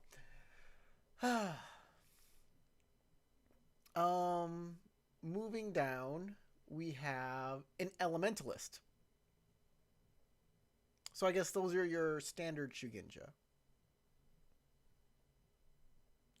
So Or certain forms of monk. yeah, a ritual. An artisan makes your like Agasha clan makes potions. The unicorn have their Mishodo, that sort of thing.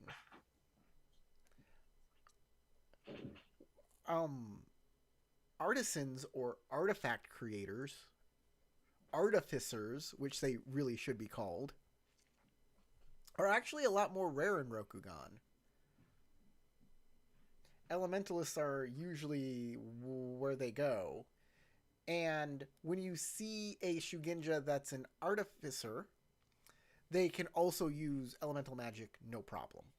They're artificers whose special ability is they can also make this cool item. So, what are we missing? What class are we missing from L5R? What's next? Monks and scholars are what I'm seeing so far. The next class is Pilgrim. I assume that's the monk class. Yeah, it's a monk class, yes. Probably also involves shrine maidens and the like. These are wandering monks. Called it. But, like, they're also your tattooed monk. But tattooed monks are only supposed to be Dragon Clan. But no, it's whatever now. It's everything. Oh, boo. I think Pilgrim Archetypes, Path of Redemption. So basically what you're saying is so far what we've seen of Adventures in Rokugan, it's take Legends of the Five Rings and add 50% more water. Kinda. Because it's watered down.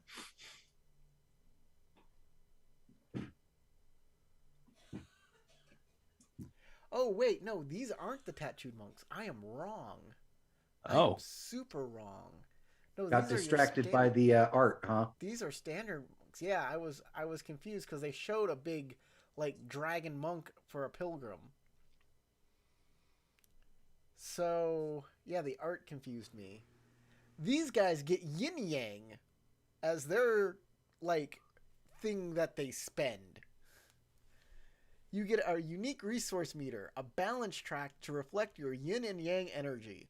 Yin energy is covert, shadowy, receding, evoking the power of the moon and starry sky. Yang energy is overt, bright, advancing, direct, evoking the glowing rays of the sun. Both are what parted. I can't talk. I apologize. Both are part of what it is to be alive. Both exist in all aspects of the universe in an eternal swaying balance.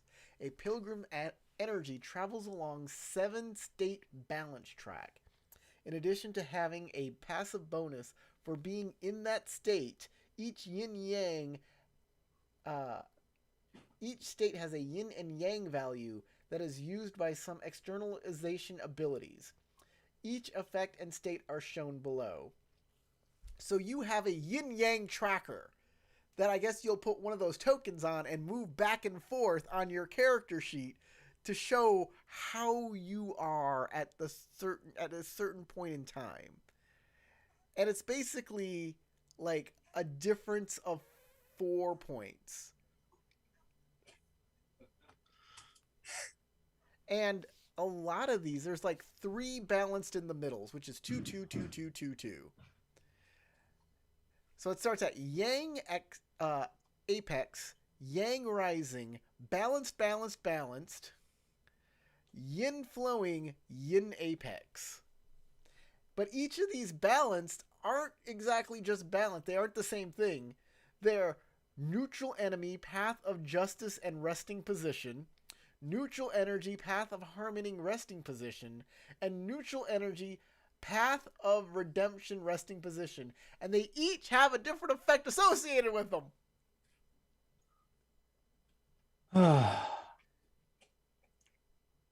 Oh boy. What will they think up next? Starting at 2nd level, you can use a bonus action to move 1 step in either direction or across the yin-yang track. And I'm sure when you use your special abilities, it moves you along your yin-yang. When you use your keyhose, which I'm sure... Oh, keyhose are called externalizations.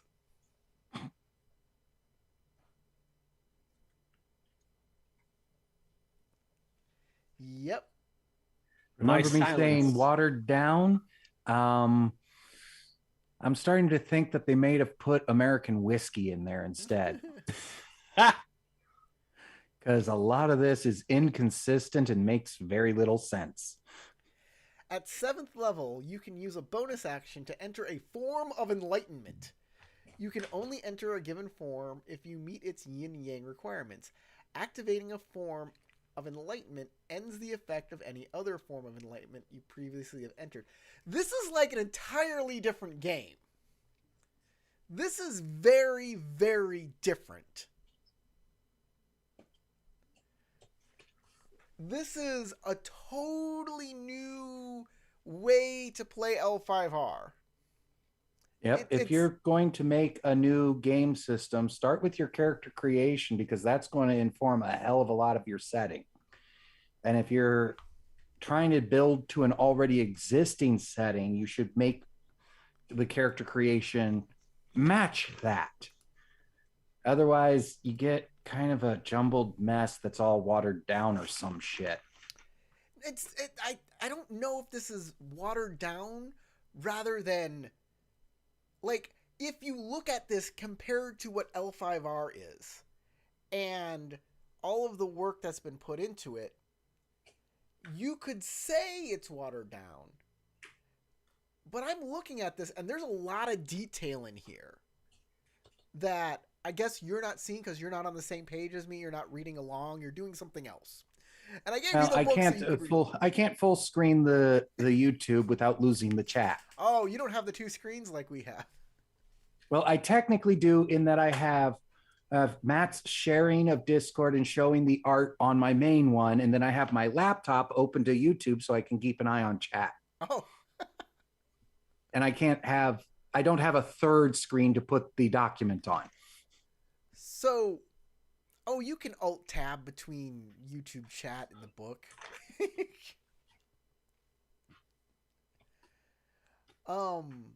There's a lot in this. There's a lot of stuff here. A lot of detail in this. And in fact, it's, to me, a little rules overloady. Mind you, I get that same thing from Legend of the 5 Rings, the current Fantasy Flight Edition. I get that kind of rules overload as well. But at the same time, if you're coming from 5e, this level of rules and nature of are familiar and comforting. I guess.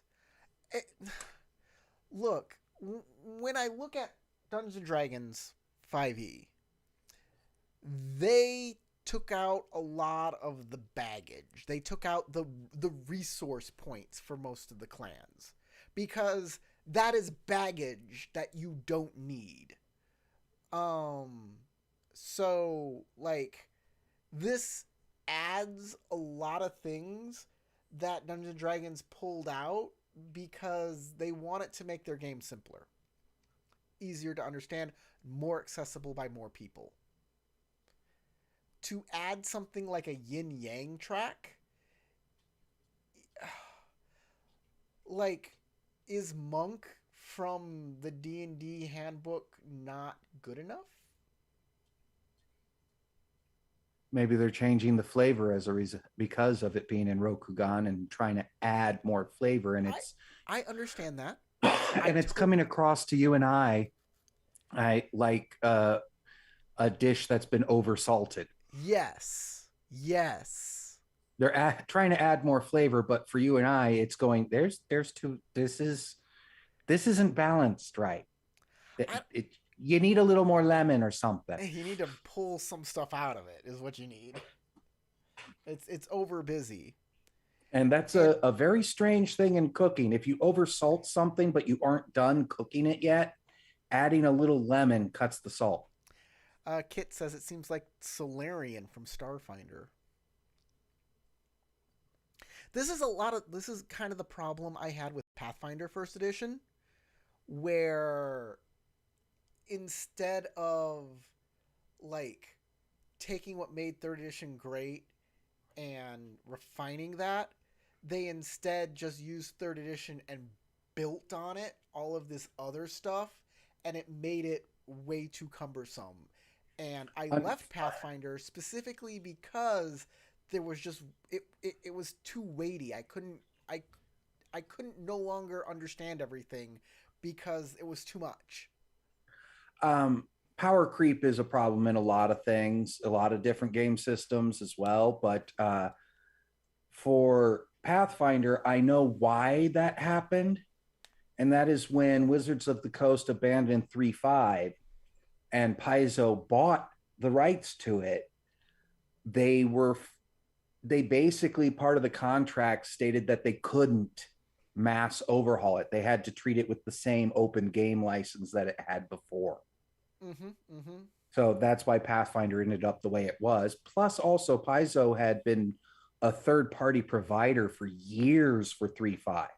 Most of Galarian was developed while it was still 3.5. What's interesting, what I see that's very, very interesting, is I adore Pathfinder 2nd Edition. It's not without some flaws, but it is a vast improvement over... Because they were no longer beholden to that original contract. Over First Edition. Yet, the fan base has rejected it. Every time I go to see a Pathfinder forum or a Pathfinder Facebook group, all they talk about is First Edition. Nobody talks about 2nd Edition. I try to get questions answered about 2nd Edition, and nobody gives a shit. And it's like... Frustrating? Yeah, it's very frustrating. Very frustrating. So, just need to take a quick bathroom break, so I'll be right back. So going back to Adventures in Rokugan, they made it D&D 5th Edition to appeal to a broader audience. And yet, this is what they come up with.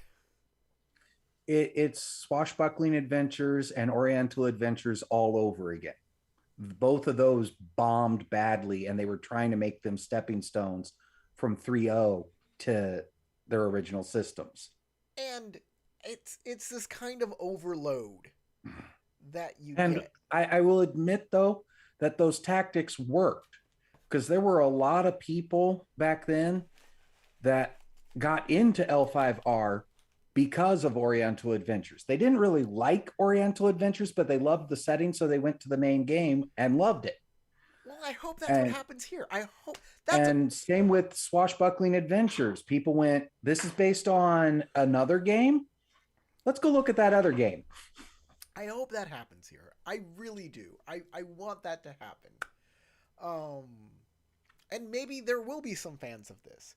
And I would love to play this with people. I want to be a player that makes a character, sits down to play, and shuts the fuck up about the world. Any preconceived notions I have, just shut up and let the game master do their thing. Open window, take preconceived notions, Chuck. So, and when they ask me about anything, it's like, oh, you like playing L5R. What do you think about this? And I will say, I have no opinion and I'm giving no advice. Don't look at me. I'm here for a totally new experience. I want to have fun and I want to feel this. Whatever's happening. Yeah. I don't know what's happening. And I absolutely have to point out, you are very good at that. This isn't you self-promoting about it, because me running Blood of the Lioness, I know next to nothing about the world other than some vague ideas and some little bits that I've picked up here and there, and that's it. And that's all I got. And I'm going from there. I'm taking what my players were saying as, okay, you're saying this is what's true about over here. Okay, fine. That's at least true for your character. We'll move on with it. And you absolutely did I noticed a few times where you would quirk an eyebrow at something I would say, but your mouth stayed shut. Yeah. And I'd be like, oh, I might need to look that up later to not get that wrong again. I'm like, this is not my Rokugan. This is your Rokugan. And they're two. And while I tied it to yours, they're two separate things. It's Earth 1 and Earth A. They're the same characters on both Earths. They're just slightly different. Maybe different things kind of happen to them a little bit. The greater world is what's different. Rokugan and Kage, they're the same as they are in both worlds. So, yeah, this game, like, I think it's its own beast. It is not Legend of the Five Rings. It is a alternate world where, like, something it's the new 52 of. Yeah, it's got the flavor of it, but it's like how you play, how you interact with it, what your point of contact is gonna be so different. And I'm a little excited. I want to play. I don't want to run it. I want to see I want to kind of give it to somebody and be like, read it and then play it. The thing is though, if I give someone homework, it'll never happen. Someone has to come upon this themselves and want to run it. And since you sent me a PDF, I know you're seeding. I'm not. You're planting the idea. Whether it blooms or not, you're okay. Look. I am not my scorpion in real life. No, but you do things like that, which, as I said, though, at the end of that last statement, you may seed for an idea and hope it comes to a flower. But if it doesn't, hey, you at least shared something with somebody and you get joy from that. Yes, definitely. So, yeah. So, I'm going to move on down here to the Pilgrim Archetypes. Path of Redemption. A pilgrim has chosen to walk the path of redemption. Actually, you know what you can do? You can full screen your YouTube and then read, because it's on the screen. I'm showing the viewers. Yes, but if I full screen it, I lose the chat. Oh, you do, yeah. A pilgrim has chosen to walk the path of redemption, finds enlightenment in self-improvement and bettering others.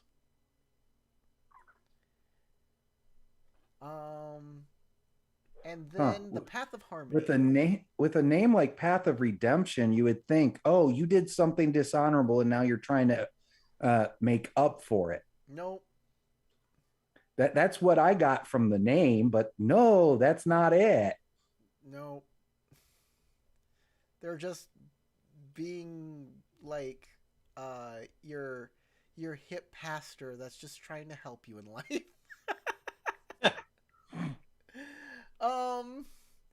Going down, we also have the Path of Harmony. Those that follow the Path of Harmony find enlightenment in nature and the cycle of life, death, and rebirth. They often work in harmony with the cycles of the world around them rather than trying to resist change and the inevitable ebb and flow of the tide of fate. So, there's also the Path of Justice. The Path of Justice sees a world full of injustice, needless cruelty, and the failure of ideals. Instead of despairing, pilgrims who walk the path seek to channel their inner energy, not just to align the world around them, but to change it. Often to seek to meet tyranny with evil, and evil with force, striking down those who trample upon the lives of others. This is like Miroku from Inuyasha.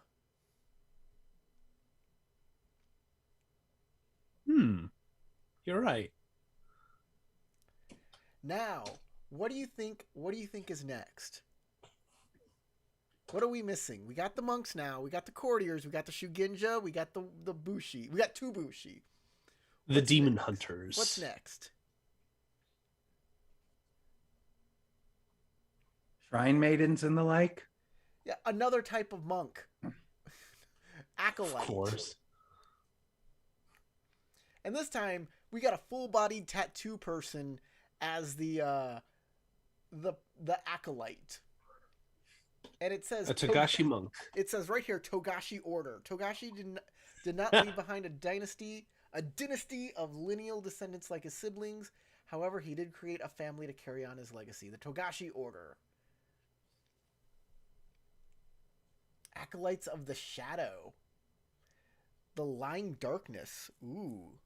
So apparently, these are monks that are devotees of a particular entity rather than of like nature and the spirits and whatnot.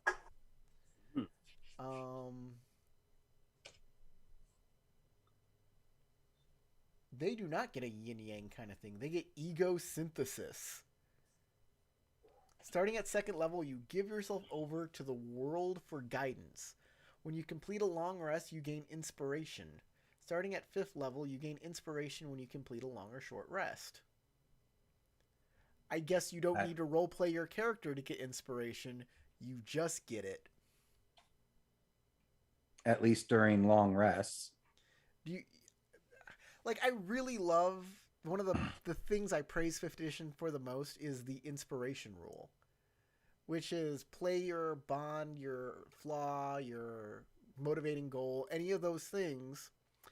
Or just good role play in general with some game masters. And you get yourself your inspiration. And I'm like, that's freaking cool. You see, with some game masters, they just like, if you get good role play, usually that amounts to a laugh line. But some game masters will give out inspiration for making the whole table laugh if it's in character. I like inspiration to be specifically for those things, your personality trait, your goals, your bonds, and your flaws. I like that specifically because then players will, instead of like ignoring those things, will keep bringing them back up in gameplay.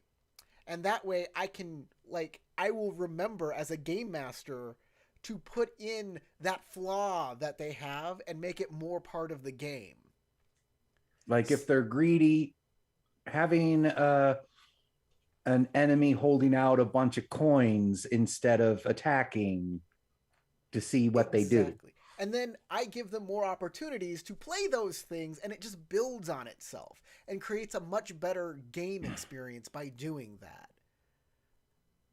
Because as a game master, I can't remember everything. I can't remember every flaw on your character sheet, every goal on your character sheet.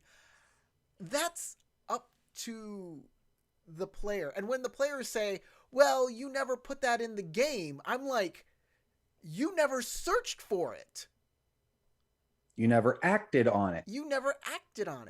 Like, if you're being hunted, when you walk into the tavern, did you find the corner and point yourself at the door? Did you say, well, I'm being hunted, so I don't trust everybody in here, so I'm going to find this a place where my back is against the wall and I'm looking at the door and I'm scouting around all the people to see if anybody recognizes me. And I that keep my is- hood up until I get to my table and make sure nobody's really looking at me. And that is, one, good role play. Two, reminds the game master of parts of your character that they should act upon. And three, adds to the atmosphere of the game in general. It's not just up to the game master to make these kinds of things. It's everybody's part of this game, and everybody has to take a little responsibility. And when you don't do those things yourself in the game, and then you wonder why the game master ignores you. One of my favorite between sessions that I've ever had with a party that I was running World's Largest Dungeon for, because there isn't a whole lot of role playing outside of your own party in that, because it is a massive dungeon crawl. I did have one of my players between games go, "Hey, I just wanted to remind you about this in my backstory, just in case you find a way to work it in." And it was like, yeah, I actually can, because the story of the dungeon is other people have fallen in or gotten stuck in here anyway. I can easily add an NPC who knows about this in one of the rooms. Cool. And things like that, and make it so that, yeah, we can keep working on your backstory that way a bit, even though it's nothing but a dungeon crawl. World's Largest Dungeon is an interesting beast, I gotta say. My favorite recommendation I ever saw about it was because it is broken up alphabetically into different sections, that you should, instead of leaving it all interlinked as one massive dungeon, have a hub world that all of the sections lead into. And you find the key to the next section in the previous one. So you still are going on the rails of the dungeon, but you have a place to come out and meet a village of people who got stuck in here as well. One of the things that my game master didn't explain to me, and I think I asked him specifically about this, but I don't think he was that great of a game master. He was, I think he was more inexperienced than I thought he was. Is that because it was World's Largest Dungeon is a D&D 3rd edition 3.5 game. No, 3.0. And there are so many supplementary materials for that game that introduce new weapons, new ideas. And one of the things is, if you pick like exotic weapon proficiency, that can open up like cool new weapons and things. But the thing is that World's Largest Dungeon doesn't care about all that supplementary material. Nope, it has what it has. Exactly. And he didn't express this enough to players. Like, I need to warn you guys, don't take stuff from other books that that you are expecting to build on. Yeah, because if it's in the player's handbook, there's a chance it'll be in there. If it's an exotic weapon proficiency from the player's handbook, there's a good chance it won't be. So don't expect these things to be there.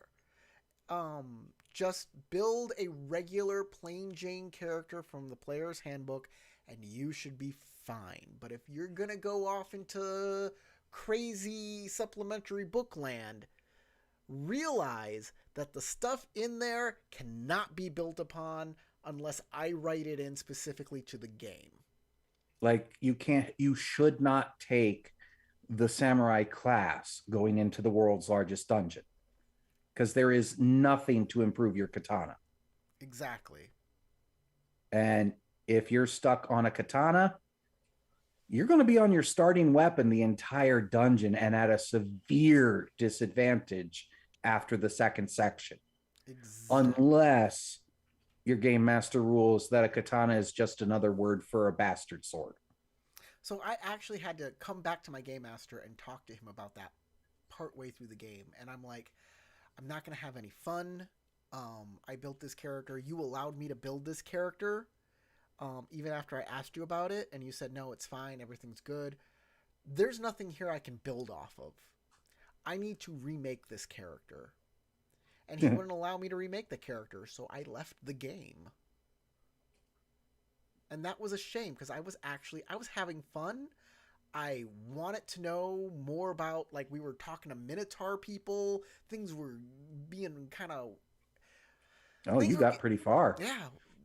Things were interesting, and I found no way forward for my character. And because of that, I couldn't continue. Unless you did multi-classing into something you weren't. Well, the thing is I have a lot of resources that I spent in this one thing. And that one thing can't grow anymore. So it feels like I just wasted all of that. And now I'm behind everybody. So, anyways, that's just my little story of the world's largest dungeon. Kelpie made the comment, what? Aren't you meant to sit back while your GM competes against your phone to entertain you? Brackets sarcasm.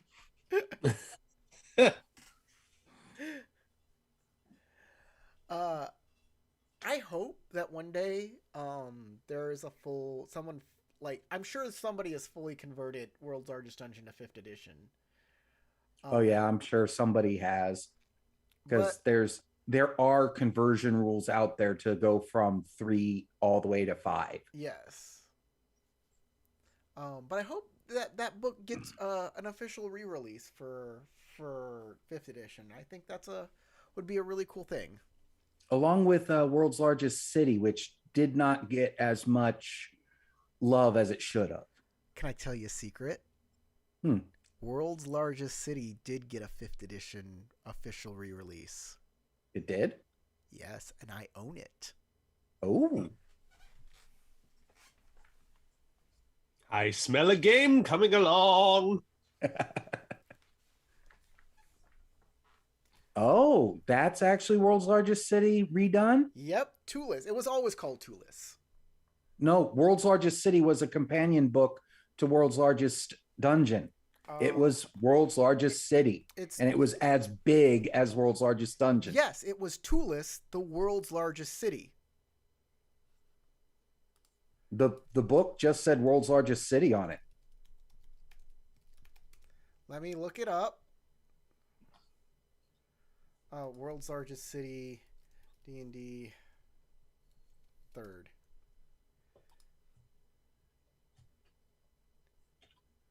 Oh, you're right. There is something just called World's Largest City. And it was by the same people who made World's Largest Dungeon. Interesting.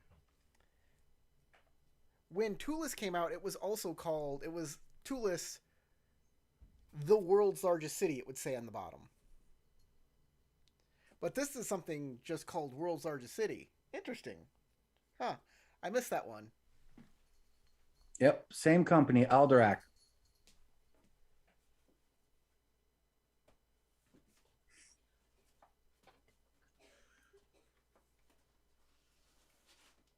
Toolis is really cool. It's made by Monte Cook.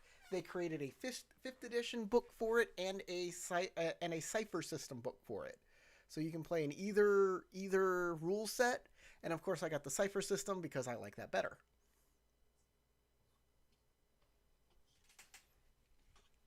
But let's get back to Adventures in Rokugan. Yep, we were still on classes.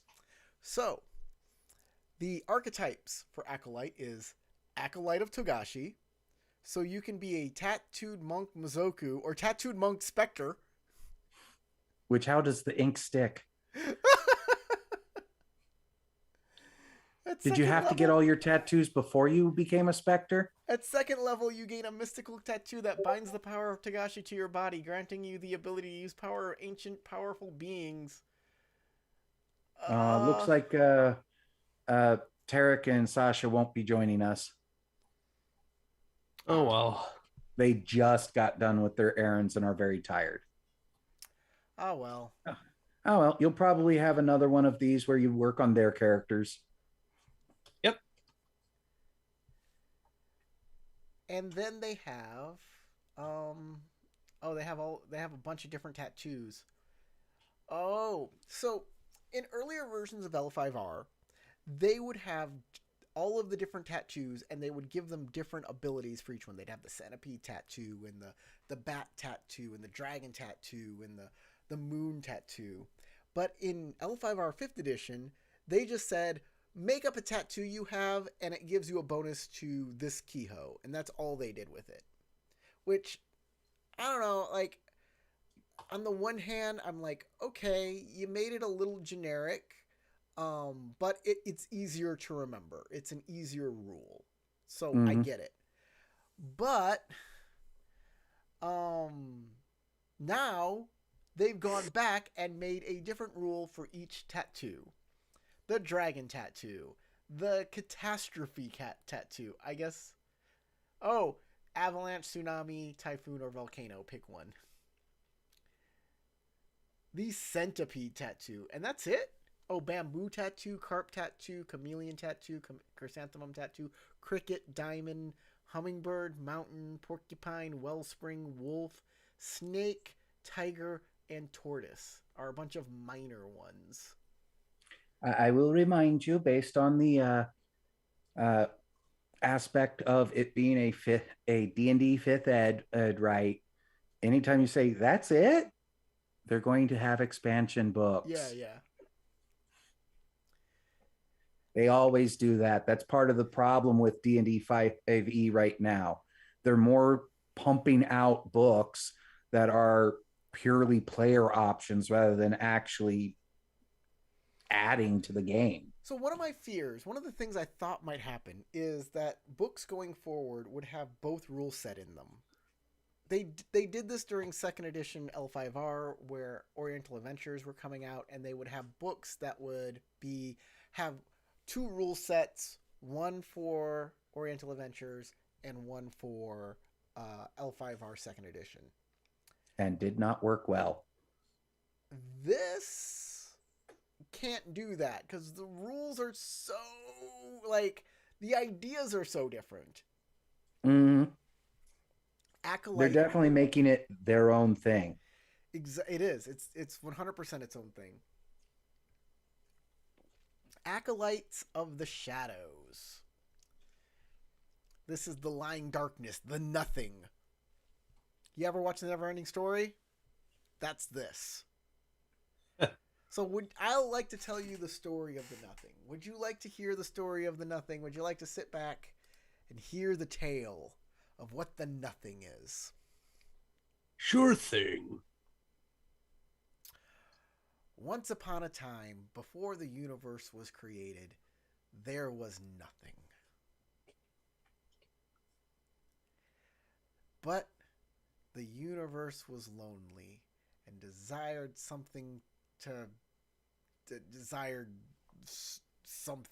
anything, and created the universe, and then instantly regretted it. And that is why the 3 cardinal sins of Rokugan is fear, because the nothing feared being alone. Desire, he created a flawed universe because he desired not to be alone. It's regret. It's also very much Douglas Adams. In the beginning, the universe was created. This has been widely regarded as a bad move by many people. Yeah. And regretting what he created, or it created. I mean, the nothing is not gendered. And so the nothing has been working for a long time to try and unmake reality and return things to the natural state of nothing. And that is what the lying darkness or the nothing is. Sounds great, right? Sounds perfectly fantasy, like a cool fantasy villain, right? Mm-hmm. But apparently, you can be an acolyte of it. As a player character. Like, didn't Tarek also mention that there was a story of nothing? I just had my brain break a little bit because Mozoku Acolyte of the Nothing? Yeah.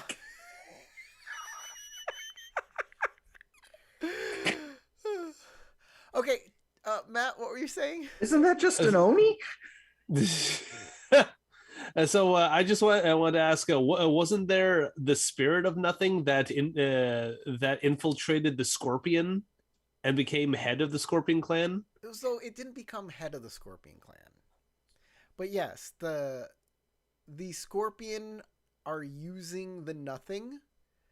The Nothing has been a part of the Scorpion clan for a long time, especially the Shosuro family, which Tarek in the new game is playing a Shadow Weaver.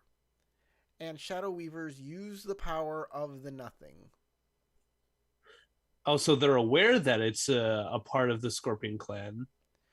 Well, yes and no. They don't 100. I don't know where in the storyline we are, or if the Scorpion know, but they use this power. They may or may not know where it comes from, but they don't like endorse destroying everything and breaking everything back down to nothing. The Scorpion are just using it as a means to an end. Okay. But they get shadow brands. Ooh, Tarek wants a shadow brand in the current L5R game we're gonna, with all of this art that we're making. He wants a shadow brand, but there's no rules for shadow brands in the current edition. But this has shadow brands. Neat. So is with the Nothing, is Rokugan in the same world as the Never-Ending Story? Maybe. I mean, Falkor does look like an Oriental dragon. I'm a luck dragon. I was just about to say, specifically Chinese luck dragon. Yeah, that's Falkor, man. But with a bit of westernization to his face.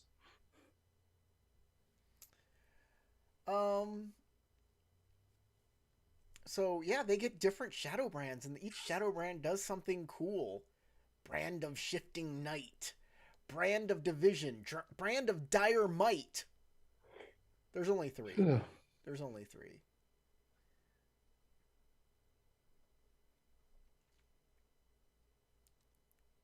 Oh no, there's more. Deepening Shadows. At 14th level, you may choose to gain another shadow brand.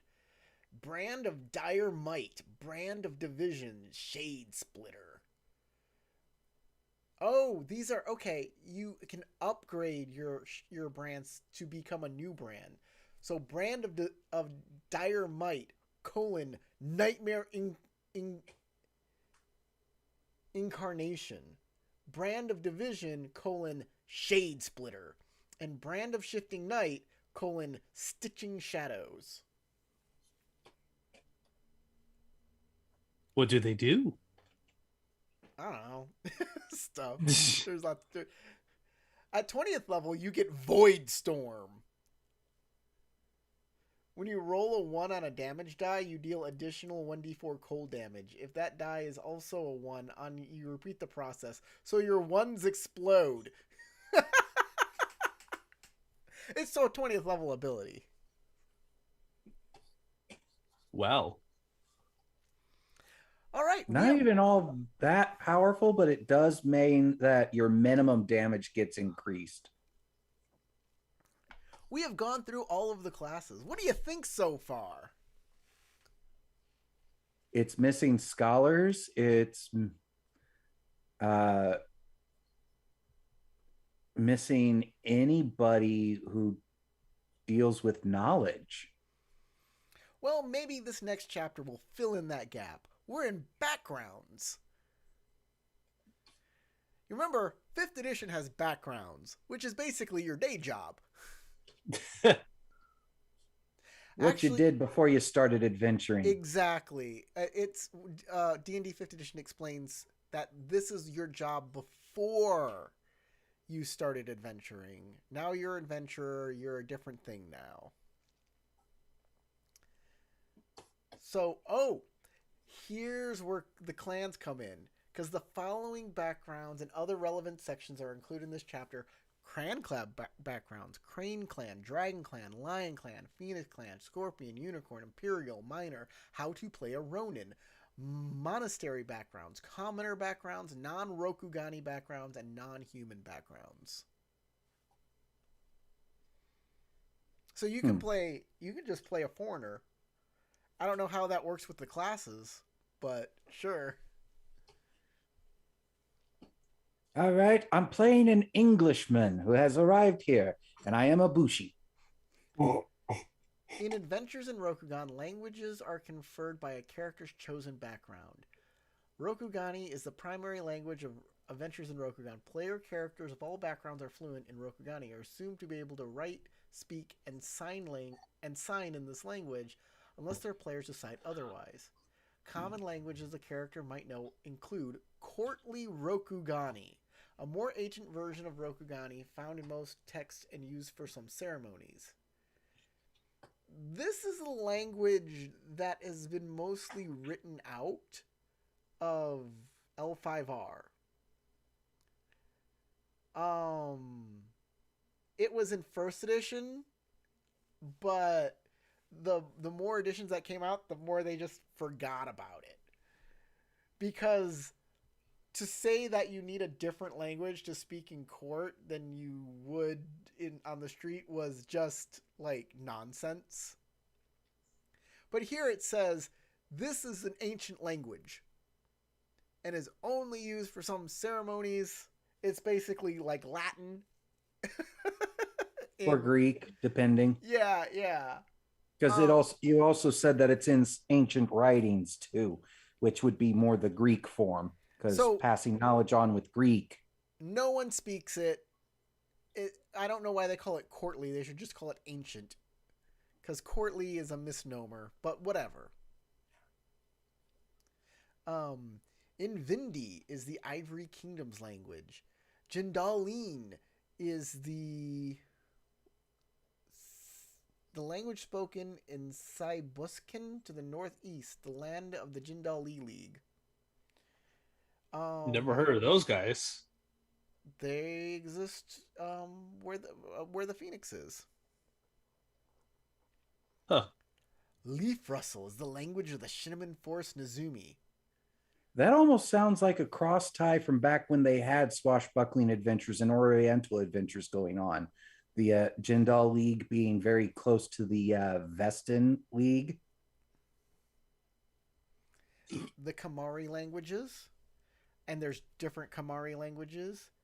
Nihiri, Sogdan, Sahili, Bandar, Ganzu, and many others. Damn. Those would be, based upon the names that you just said of languages, that's the African equivalent, isn't it? No, it is Middle Eastern. But also kind of Africa. It's a Muslim caliphate. It's the Kamaris Caliphate. So it's based a lot on Islamic Reformation time. River speech is Naga. Naga? Sky speech is, of course, Tengu. Stone click is another Nizumi language. Ujik languages. We know who the Ujik are because we played the Ronin game.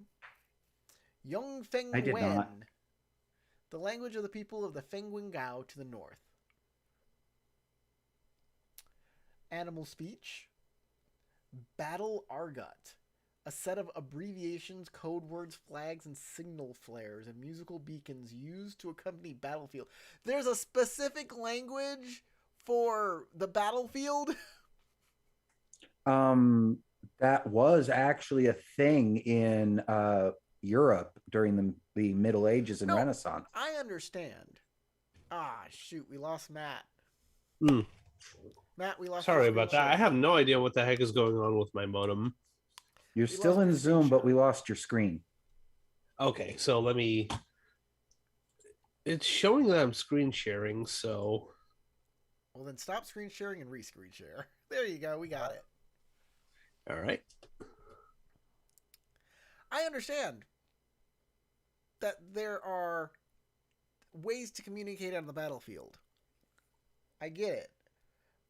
But that's usually like, I don't consider that a special language. I consider that like a like semaphore to me isn't like a language that you learn like English or German, or it is a group of I can't remember the name of the famous mercenaries in Renaissance era. They were known for being extremely fashionable and using Zweihanders. They were from Germany, but they had a specific language for use on the battlefield called Riekspiel. And it was only used on the battlefield. And it was pretty much a full language of its own. Oh, that's cool. Huh. But the thing is like, if you put up like fan signals to direct troops or flags or something, that's not a full language. That has very limited use. And to put it on the same level as like learning a full language, I think like is kind of a disservice. Like Kelpie just said, it's like thieves' can't. Yeah. It's a variant on a regular language or a coded language. It's like hobo code. When they come which was just signs scratched into things. Yeah, but you can't, you can't say complicated things. You can only say a certain amount of things that are relevant to hobo-ness. Kind and as a sign saying that the people here are kind. And yeah, wealthy asshole. It's another sign from hobo. So to say like hobo code, learning hobo code is the same thing as learning Spanish. Like, no. No, it's closer to like learning to count in Spanish. But yeah, Asako cipher, Kuni codes, Yogo cipher, all of this stuff. Like, why? Why are these separate languages? Why are they not called minor languages or lesser codes that you can just, I don't know. On the one hand, doing that would complicate the rules. But on the other hand, like, you complicate the rules in all sorts of other ways in this book. Mm-hmm. Yeah, after all, if you're gaining linguistics and you're choosing to learn Phoenix, a Selco code as a language, most players are going to go, that's kind of a waste. Yeah. Why not just go ahead and learn one of the Caliphate languages and use that as a code? Because there isn't going to be a huge number of people speaking it anyway. Exactly. Like, these ciphers should just be like a special ability. Like, Thieves' Cant isn't a language you can get in D&D. It is a special ability that thieves get. At least since 3.5, that is correct. Before that, it was its own language. Yes. In second ed, AD&D, you had to spend a proficiency slot on understanding Thieves' Cant. No matter what language it originated in. So a dwarf speaking Thieves' Cant is speaking the exact same Thieves' Cant that a human from a swamp is speaking. Kit says, well, D&D lets you have proficiency in all history as a single thing. Yeah, that's true. That's how simplification of rules work. And you can always choose to add more detail to it by saying, hey, I got specifically for this country history. And here's the thing. Here's the thing about broadening some rules while overcomplicating some others. And it's about game focus. Like, what is this game about? And if it's about uncovering ancient histories of different lands, perhaps you do want to break up the history skill a little because it's more important. But if it's about raiding dungeons and getting gold, then yeah, you're going to break up your combat skill into all these little special abilities instead.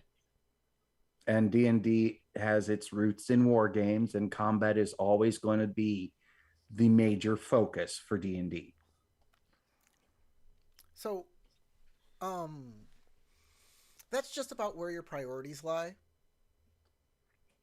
and how people are going to interpret the game based on that. In fact, Howard tells this story about a new player to a game where he helps this person make a character, and they feel like the only way that they can interact with the world is through combat. Because all of the abilities... That's where the rules are. That's because that's where the rules are. Exactly. It's like, if you're playing Doom, the way you interact with everything is by shooting it. Or punching it, or chainsawing it, or... yeah. So they feel like they've made a one-dimensional character because of that. And yeah, I get that. I feel those feels.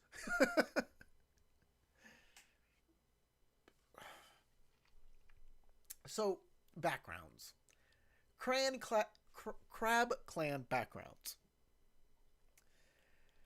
The backgrounds you get are the families of the Crab Clan. Hida family. Here are the skill proficiencies you get, the tool proficiencies, the weapon proficiencies, the languages and equipment. Oh my goodness. They get a set of suggested feats. The Haruma family. They have Hida Defender School Quick Build. If you want to quickly build a character trained in the Hida Defender School of Warfare, make a Constitution and Strength as your highest ability scores and Wisdom to help you stay vigilant. Begin in the Bushi class. At 3rd level, choose Protector Archetype. Put the rest of your levels into Bushi and create a dedicated frontline combatant. Take 3 levels of Courtier and choose Diplomat Archetype to create a battle leader. Haruma family, Caillou family, Kuni family. Backgrounds are families. And since foreigners are allowed, and you can take any background, I could be a Robin Hood type that focuses on the bow, who comes from the Dragon Clan, and yet I'm English.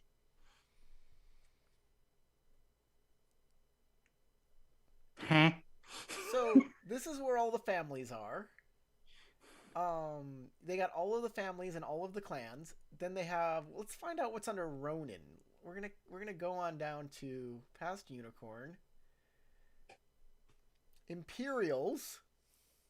Dynasty of the Hantai. Hantai family, Otomo family, Mia family, Supun family. Minor clans. The Mantis clan.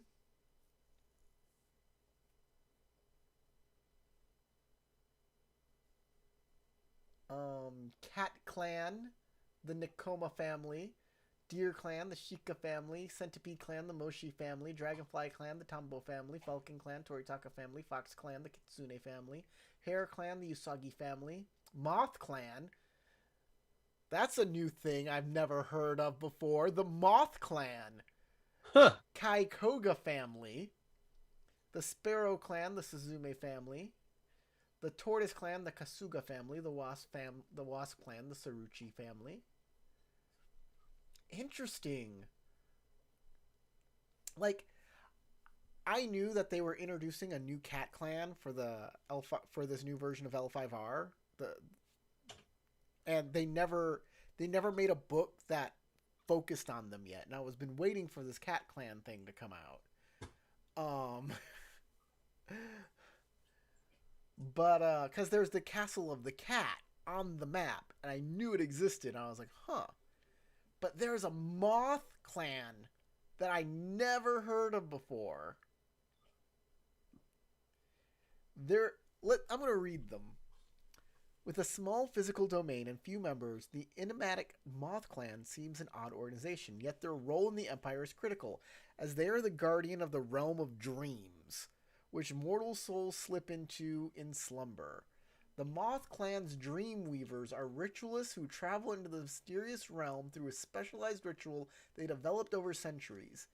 In the realm of dreams, they communicate with denizens of that realm and catch glimpses of hidden desires, forgotten memories, and what may yet be. They are Inceptors. Kit says a Moth Clan person was in the Shadowland adventure. I don't remember that. Huh. Why don't I remember that? You mean Mask of the Oni, right? I don't remember that at all.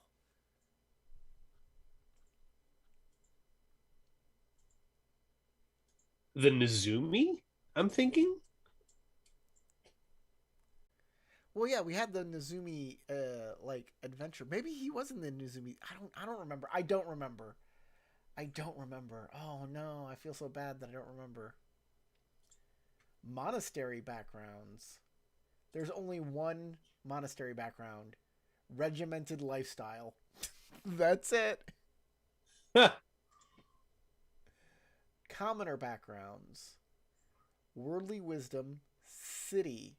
Forest hamlet, haunted region, mountain village, port town, rural farmland town, non-Rokugani backgrounds. Hey, I'm sorry. It's getting late for me, and I'm getting hungry, so I'm going to have to go for the night. Okay, well, I guess that's the end of the stream, guys. Hey, thanks for watching. Thanks for helping us go through this book. Thanks for going through this book with us. If you want to do this again tomorrow night, I'll be available about the same time. Okay. If not a little earlier, if Matt is. Yeah, I should be fine. I'm trying to think if there's any other things I have going on tomorrow. Hey, we'll talk about this in the Discord later. We'll talk about this privately. You know, not on stream. Life. Yeah, well, good night. Good night, guys. Thank you, Good James, night, everybody. for your company, and thank you, Corey. All right.